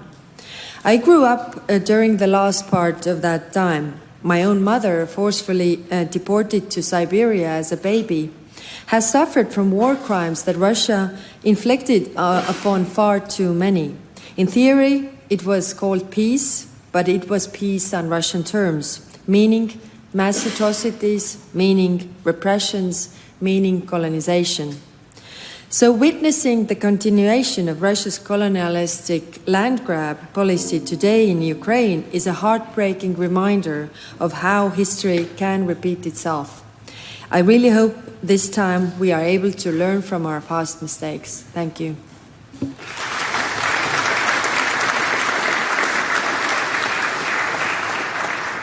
Thank you, Prime Minister Kallas. May I pass the floor to the Minister for Foreign Affairs of Turkey, Mr. Hakan Fidan. Esteemed Presidents, Prime Ministers, Excellencies, at the outset, let me thank our host for bringing us together, President Amherd and President Zelensky. For more than 2 years now, a devastating war is unfolding in the middle of Europe as a result of occupation of Ukraine. According to some estimates, the number of casualties is more than 500,000, and the war has already turned into a war of attrition. With each passing day, this tragedy could even get worse. Therefore, the timing of this peace conference couldn't be better.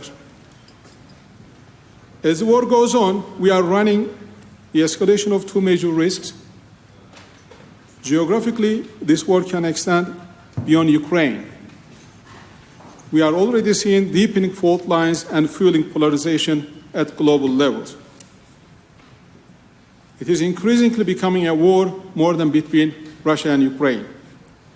Secondly, This destructive conventional war has the inherent risk of involving the weapons of mass destruction. Today, we are here to try to avoid these two risks and put an end to war. We have the Ukrainian peace plan in front of us, and Russia has recently shared some terms. Regardless of the content and the conditions put forward, these are important steps and a glimpse of hope to start with.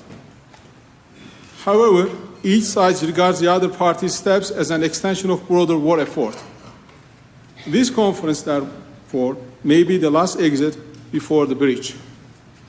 Excellencies, I must also note that this summit could have been more result-oriented if the other party to the conflict, Russia, was present in the room. We believe there is a growing need for a comprehensive and inclusive strategy that employs diplomacy and negotiations to reinforce measures already in play. From the beginning, Turkey has been actively engaging in diplomatic efforts. The Istanbul talks of March 2022 and the Black Sea Grain Initiative were signs that diplomacy and negotiations can really bring progress. Turkey is, as always, ready to facilitate the process. Let me underline one point here. What made the grain initiative successful and unique was its inclusive nature. It provided predictability to both sides and ensured navigation safety for the maritime exports. There is much to be learned from this example. Our most recent attempt to introduce a similar mechanism almost delivered a positive outcome. We will not shy away from putting further efforts. Turkey is staunch in its support for Ukraine's territorial integrity, sovereignty, and independence. Our vision for peace is realistic, inclusive, and practical. We are committed to crafting a way forward to that end. As President Erdogan pointed out, a fair peace will have no losers. Thank you.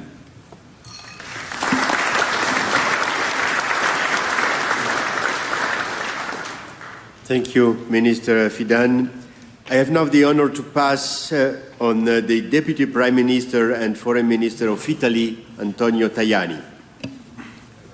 Thank you very much, Mr. President. Thank you for hosting us today here. The position of the Italian government is clear. As the G7 President, Italy wants to keep Ukraine at the center of this national and international agenda. Our political goal is a just peace.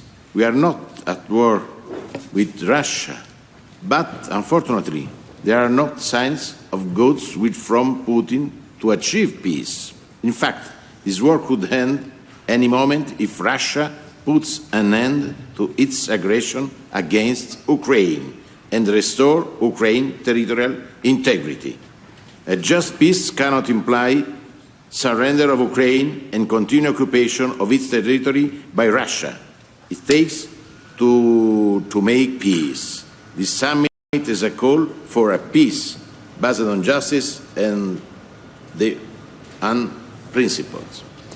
The Italian President of the G7 has three clear priorities: peace, stability and growth. Italy is at the forefront in the reconstruction effort. This week in Berlin, we announced a new important initiative in the health sector, energy infrastructure, connectivity, particularly transportation in the railway sector, and culture. Special attention will go to humanitarian demining. I signed with Minister for Communities Skurakov a new memorandum to strengthen the reconstruction of Odessa. Italy will host the next conference for the reconstruction of a country in 2025. Today we are also to work together on three key areas for the future of Ukraine: nuclear safety, food security and release of prisoners of war, and the repatriation of deported Ukrainian children. This is an important point for us. Italy gives an important contribution in all these sectors. We will continue to do so. On nuclear safety, Italy firmly supports the International Atomic Energy Agency and the action led by its Director General Grossi. Food security is a key priority for the Italian government and of our G7 presidency. At the G7 summit in Borgo Egnazia, we adopted the Apulia Food System Initiative to work on concrete objectives. Food security will be at the center of the G7 Development Ministerial meeting I will host in Pescara in October. We stress our full support to the program Grain from Ukraine, and we support the strengthening of Ukrainian agri-food system. It has been very positive in this context, the role played by Turkey. In this respect, we value the importance of free and safe commercial navigation. The protection of children is the most important priority. Always from Gaza to Haiti to Ukraine, in the spirit of the initiative led by the Vatican. From everywhere, we welcome in Italy young children, we provide medical support, we help them as much as we can. For this, Mr. Zelensky, count on Italy. We are ready for working for your country, in defense of your country. We are ready also for sending a new military package, because without our defense, it's impossible also to work for the reconstruction tomorrow. For this, we want to stop this difficult situation. Count on us, count on Italy.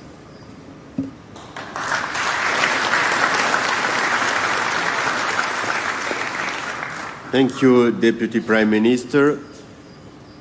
And finally, it is my pleasure to hand over the floor to the President of France, Emmanuel Macron. Thank you, Ignacio, Mr. Chairman. Mr. President, dear Volodymyr, dear colleagues, ministers, I think there is a lot of convergence, which is not a big surprise around this table today. But just three remarks completely in line with what was said, and try to gather the key ideas. First, all of us are committed to build a sustainable peace. And as it was mentioned by several of you, such a peace could not be a Ukrainian capitulation. This is why the precondition is to help Ukraine to resist in such a situation to this aggression, because there is one aggressor and a victim. Second, it's clearly to reiterate the fact that nobody in this room is in war against Russia. But everybody wants a sustainable peace, meaning a peace respecting international rule and restoring Ukraine in its sovereignty. Second, this war is a global issue. And I think such a gathering, and I want to congratulate your presidency, is the best evidence of the fact that from all continents, people are here to support peace in Ukraine. Because what is at stake are our international rules and the possibility to have peace everywhere. Because in launching this war, Russia decided first to be an imperialist regime. So we have to strengthen the fundamental principle of the UN Charter on international law in order to make borders and sovereignty being respected. Second, Russia decided to be a revisionist power, because we have to avoid the resumption of war everywhere where a power wants to revise recent treaties and to justify an annexion or an aggression by what the world was in the 19th or 18th century. Because just let's imagine once again for all of us around this table what would happen, but this is exactly what they are doing. So in such a context, this is a global issue for these reasons. On top of that, this war clearly affected all continents and global order because of the fact that our rules and our UN Charter is not respected, but because of the consequence of on food and stability and so on. My third point is that precisely this summit is a milestone to reiterate our attachment to the core principles of our international laws. And through the draft communiqué and remarks made by colleagues, nuclear safety and security, food security, humanitarian issues are three pillars where, through this conference, we gather leaders and countries from all the world in order to reiterate our view. I want to insist on the fact that now, one of the key priorities clearly to secure the situation around Zaporizhzhia nuclear power plant and not to accept any complacency vis-à-vis the attacks targeting civilian targets and infrastructures as well in Ukraine. These are war crimes and are clearly a top priority in this moment, and I want as well to support fully the role of the International Agency for Atomic Energy. My last point is, on top of all this initiative, a lot of leaders mention follow-ups. We will have the resolution adopted by the United Nations General Assembly on the Olympic truce. We don't see this truce as an obligation vis-à-vis Ukraine, and I want to be clear here, and I was clear with President Zelensky. This is clearly a call for Russia to cease its war of aggression and its attacks on civilians and civilian facilities. And a lot of religious leaders are taking very important initiatives in parallel. And I think increasing the pressure in this context to have a truce on the Russian side is extremely important. I suggest that in parallel, we build all together a follow-up in order to enlarge the circle of countries joining our efforts, to avoid the big divide of the world, and to avoid, I would say, the temptation of other initiatives, and not to compete in terms of initiative, but just to have a follow-up, adding countries and not dividing the circle, and clearly to build what should be a set of key requirements of the global community that we could put on the table vis-à-vis Russia. And I think this is the best way to help Ukraine to build the framework of a sustainable peace, meaning a peace respecting international order. So I think it would be great if, right after this initiative and this summit hosted by Switzerland, all of us coordinate in order to increase the outreach and work in that direction. I want once again, dear Ignacio, dear Viola, to thank you for this great initiative, and obviously to reiterate our full support to President Zelensky and the Ukrainian people.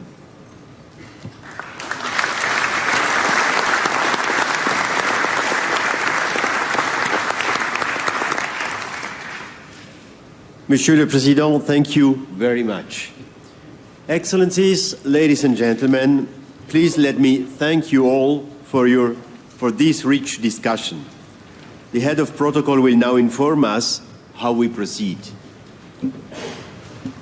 Thank you, Mr. Cassis. Excellencies, ladies and gentlemen, I kindly ask now all heads of delegation and heads of delegation only to stand up and proceed to the door, the main door of the room, and follow the liaison officer to the site of the family photo. Please, all other delegates remain seated until we are gone. Otherwise, it's going to be a chaos. So please, only heads of delegation.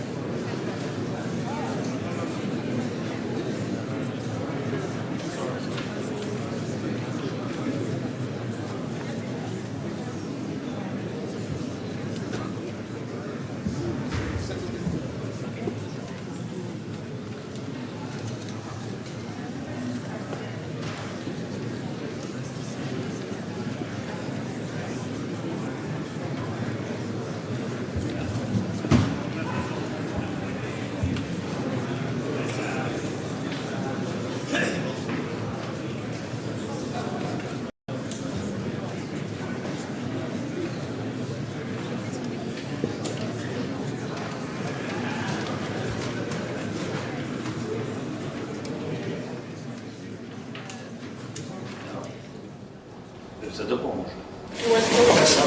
Hello, my friend. Hello. How are Vice you? President. Good to see you. Thank you so much. Yes, I'm well. Thank you so much. How are you? Very well. Very Glad good to to see see you. you. Glad to see you. Yes, Okay. you told her to stay here. Okay, let's stay here. Yeah, some At official least for a things. moment. Yes.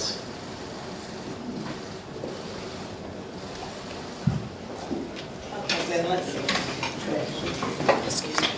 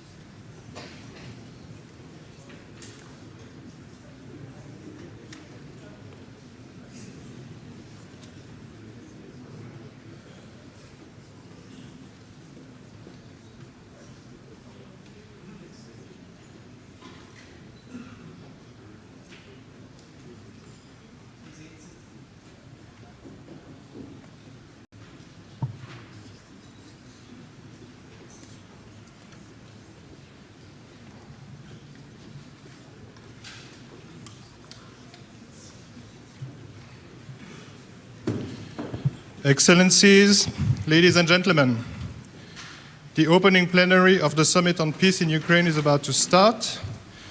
The first speaker will be Ms. Viola Amherd, President of the Swiss Confederation. The plenary will be chaired by Mr. Cassis, Head of the Federal Department of Foreign Affairs. Madam President, you have the floor. Excellencies, ladies and gentlemen, it is an honor for me to welcome you here to the Bürgenstock, high above Lake Lucerne. There is a long tradition of seeking ways out of war in peaceful places. The Bürgenstock is that kind of place. Though its beauty is in sharp contrast to the reason for this summit, the mountains serve as a reminder that it takes many steps to achieve ambitious goals. Our goal is to inspire a process towards a just and lasting peace in Ukraine. Of course, we are aware that there is a long path ahead of us. We are under no illusion that we will reach a conclusive understanding at this summit. But we can come closer to reaching such an understanding word by word, proposal by proposal, step by step. Excellencies, ladies and gentlemen, the past 28 months have made it clear that the war in Ukraine has far-reaching repercussions for international order, for those in the areas directly affected by the hostilities, and for the lives of millions of people around the world. We all have an existential interest in ensuring that international relations are based on rules and on respect for international law and human rights. Switzerland is a partner for peace and dialogue. As a neutral country, we look back on a long tradition of solidarity and good offices. The harmonious coexistence of nations isn't just a noble objective. Striving for a just and peaceful international order is a commitment set out in our Constitution.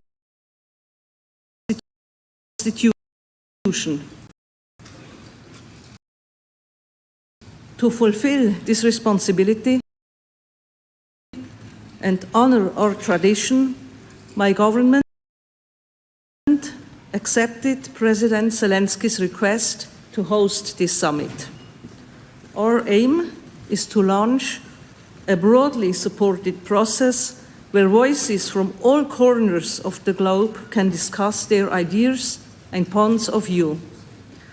The fact that you have accepted our invitation and that your nations, as well as international organizations, have sent such high-level delegations proves that this approach was right.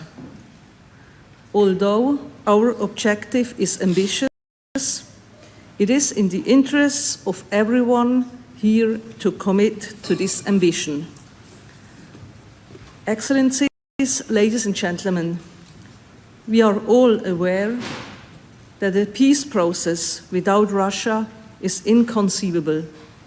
A lasting solution must involve both parties. As an international community, we can help to pave the way. That is why we are here. At the same time, we are aiming to achieve real progress on specific issues. With your support, we have defined 3 issues of global impact that we will discuss in our working groups. These are nuclear safety, food security, and the human dimension of the war.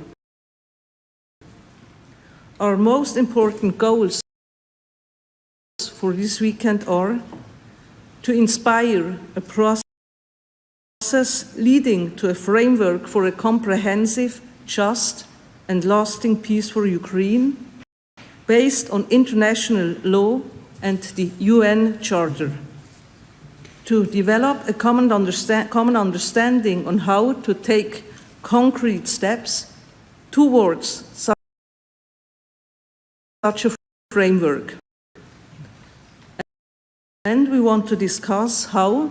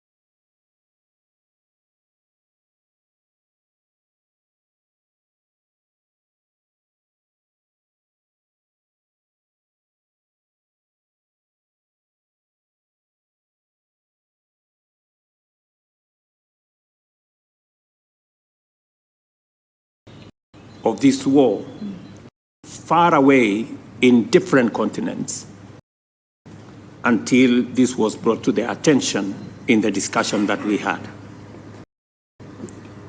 And therefore, it is necessary for us to have as much information on the table as we can, and that the effects of war were not just limited to Europe. We have serious consequences of war also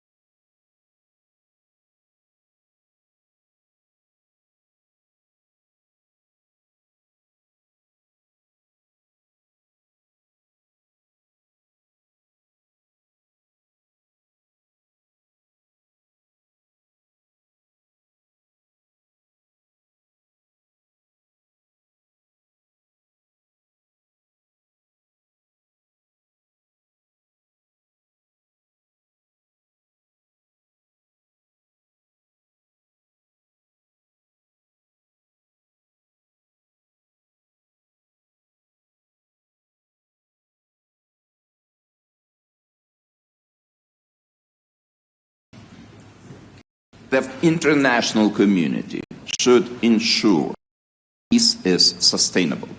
We all should agree on the mechanism of how to contain Russia from new aggressions in the future. Thank you very much.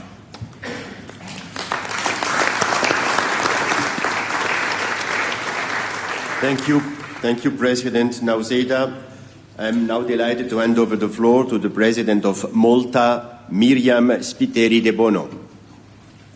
Excellencies, distinguished guests, on behalf of the Republic of Malta, I commend the initiative taken by Switzerland in hosting this summit with the aim of bringing together members of the international community in order to pursue our shared interest in the achievement of a just and lasting peace for Ukraine and its people. In this regard, this occasion provides the opportunity to reaffirm that peace can only be possible if it is based on the tenets of international law and the UN Charter. This is the cornerstone of multilateralism, a multilateralism based on the mutual respect amongst nations, the upholding of international law and the UN Charter.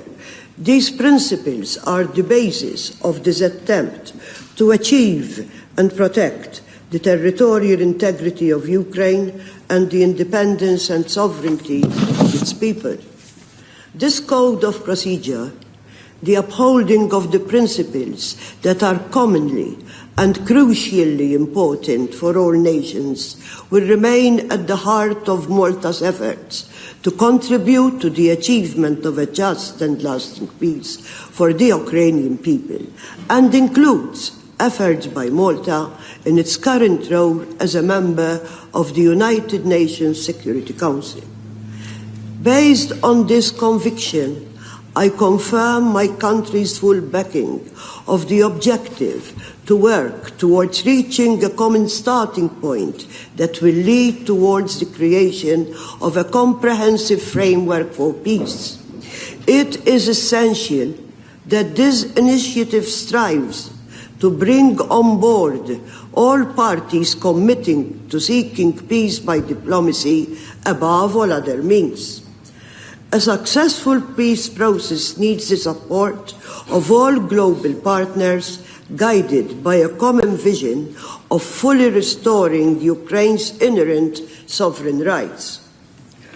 While looking towards a peaceful future, we should not lose sight of the suffering brought on by a war that has been increasingly characterized by civilians being merely seen as collateral damage.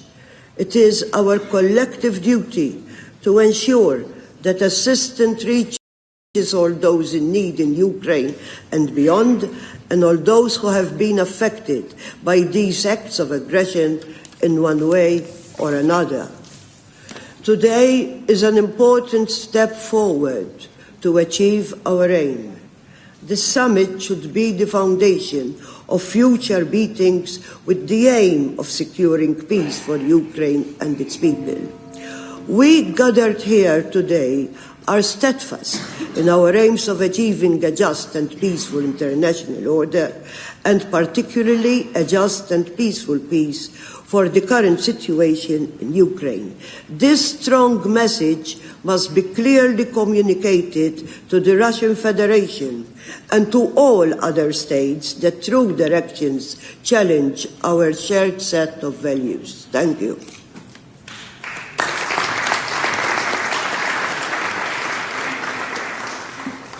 Madam President, thank you very much. I am now pleased to invite Prime Minister of the Netherlands, Mark Rutte, to share his thoughts. Colleagues, this process started a year ago with 15 national security advisors. Today, we are gathered here with over 90 countries, half of the United Nations member states, from all parts of the world, including Asia, Africa, the Middle East, the Americas, and Europe. This shows that the war against Ukraine is truly now a global issue. And we all know we are only at the beginning of a path to peace. And in spite of us around this table having, yes, sometimes different opinions on how to exactly get to peace for Ukraine, let there be no mistake. We are totally united, have a shared vision on principles, on values, on decency. You do not invade another country. You do not abduct children. You do not play politics with the world food supply. And you do not endanger nuclear safety. Volodymyr, this gathering sends a strong signal to the people of Ukraine. A signal that not only the people of Ukraine want peace, but all of us gathered here want peace. This meeting sends a maybe even stronger signal to Putin. And to him, I would like to say this. Many around this table have said that Russia should have been here today, and I fully agree. You should have been here. We need Russia to participate. But the strong message of today is that peace is only possible if Russia abides by the basic rules and values which apply to all of us. Let us not forget, this is why we together founded the United Nations in 1945. Today is the start of a process, the start of a path to peace. There will be many obstacles on this path, but united, we will get there. Thank you.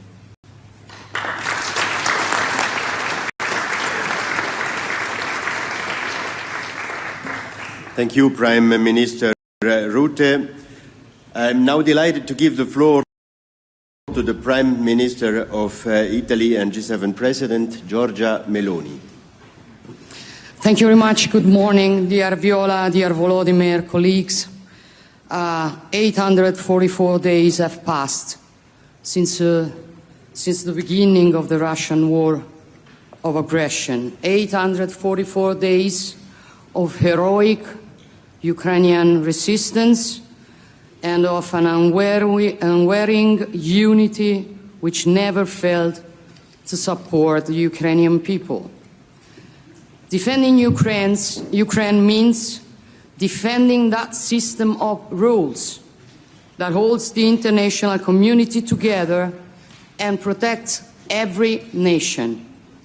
If Ukraine had not been able to count on our support and therefore would have been forced to surrender, today we would not be here to discuss the minimum conditions for a negotiation.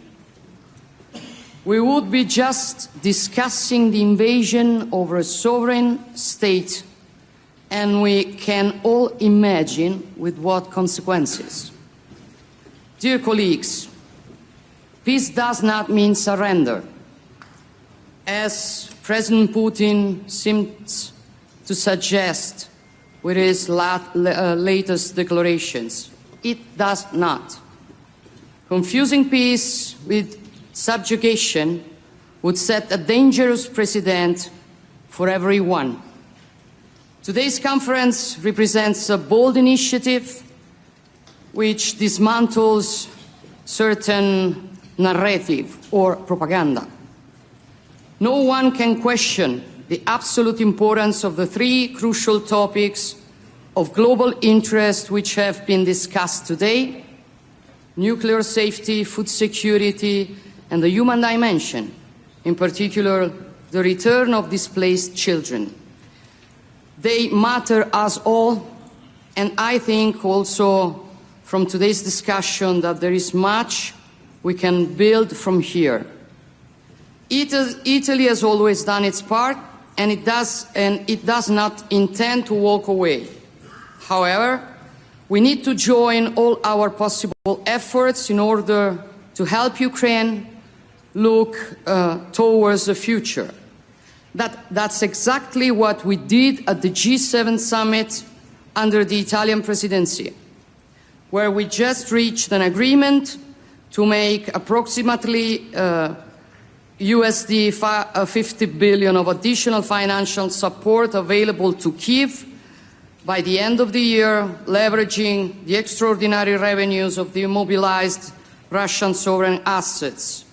This is an extremely significant achievement, the result of a great teamwork done by the G7 leader.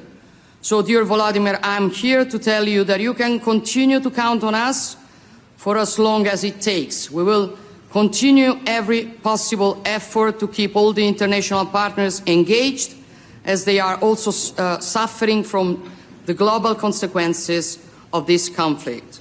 We intend to do everything in our possibilities to transform a future of peace and freedom for Ukraine into reality. Thank you.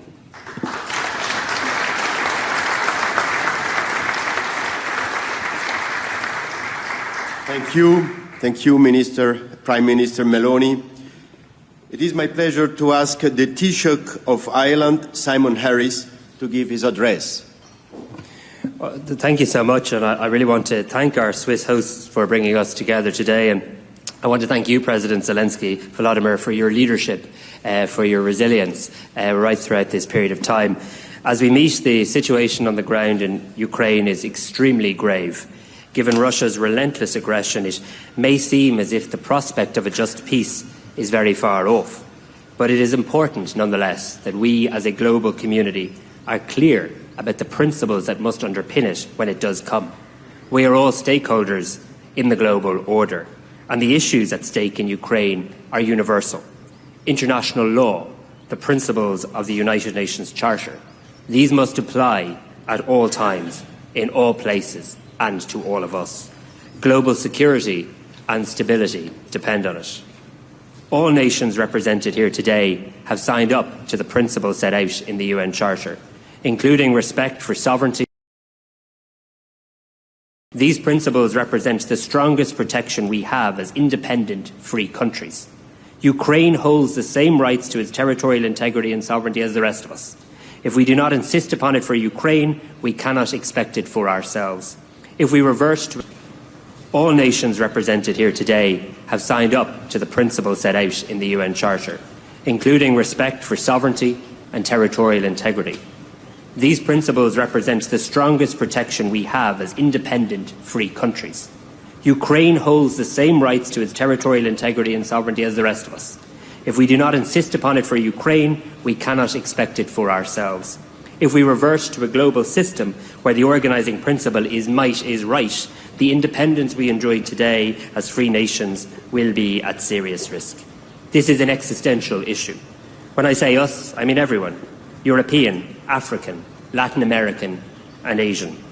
We are all subjects to the rule of international law and international humanitarian law, and we must all be protected by it. Unfortunately, conflict in Ukraine is not unique. Across the world we see instability and conflict. We cannot sit at a peace summit and ignore that reality. The world has rightly been horrified by the humanitarian catastrophe in Gaza. We must see an immediate ceasefire. We must see an end to the violence. Unhindered and unimpeded humanitarian aid must enter, and all hostages must be released. We have seen the horror and human suffering in Sudan. Millions of people have been displaced and dispossessed in places like Syria and Congo. In working to end conflict and to bring peace about, we must be consistent in our approach and loyal to the global rules to which we have committed ourselves. That is why it is especially dispiriting to have Russia's brutal invasion of Ukraine characterised as something that should uniquely preoccupy Europe, that it is something that should pit the global south and north against each other. We cannot afford a rule in which double standards apply and where some are held accountable when they flout international law. There is a simple truth. Russia has illegally invaded Ukraine. It continues to subject its people to brutal and unrelenting attack. It has committed innumerable crimes against humanity, including the killing and abduction of children. It continues to attack civilians and civilian infrastructure in an attempt to break the will of the Ukrainian people and to render their home uninhabitable. The consequences of the invasion have been felt far beyond Europe. Russia has weaponized food exports, I want to pay tribute to the work of the UN Secretary General and of countries in the region to keep maritime channels in the Black Sea open. Its illegal invasion was a driver of the energy price shock that drove inflation around the world. In coming here today, we are saying that international law must prevail. We are saying we stand with Ukraine now and for as long as it takes. And finally, I welcome the focus of this summit on the thousands upon thousands of Ukrainian children who have been forcibly removed and abducted from their homes, taken from their parents. Crimes against civilians, particularly children, are especially unconscionable. And I know that all of us support efforts to return these children to their families and communities, and we stand with Ukraine. Thank you.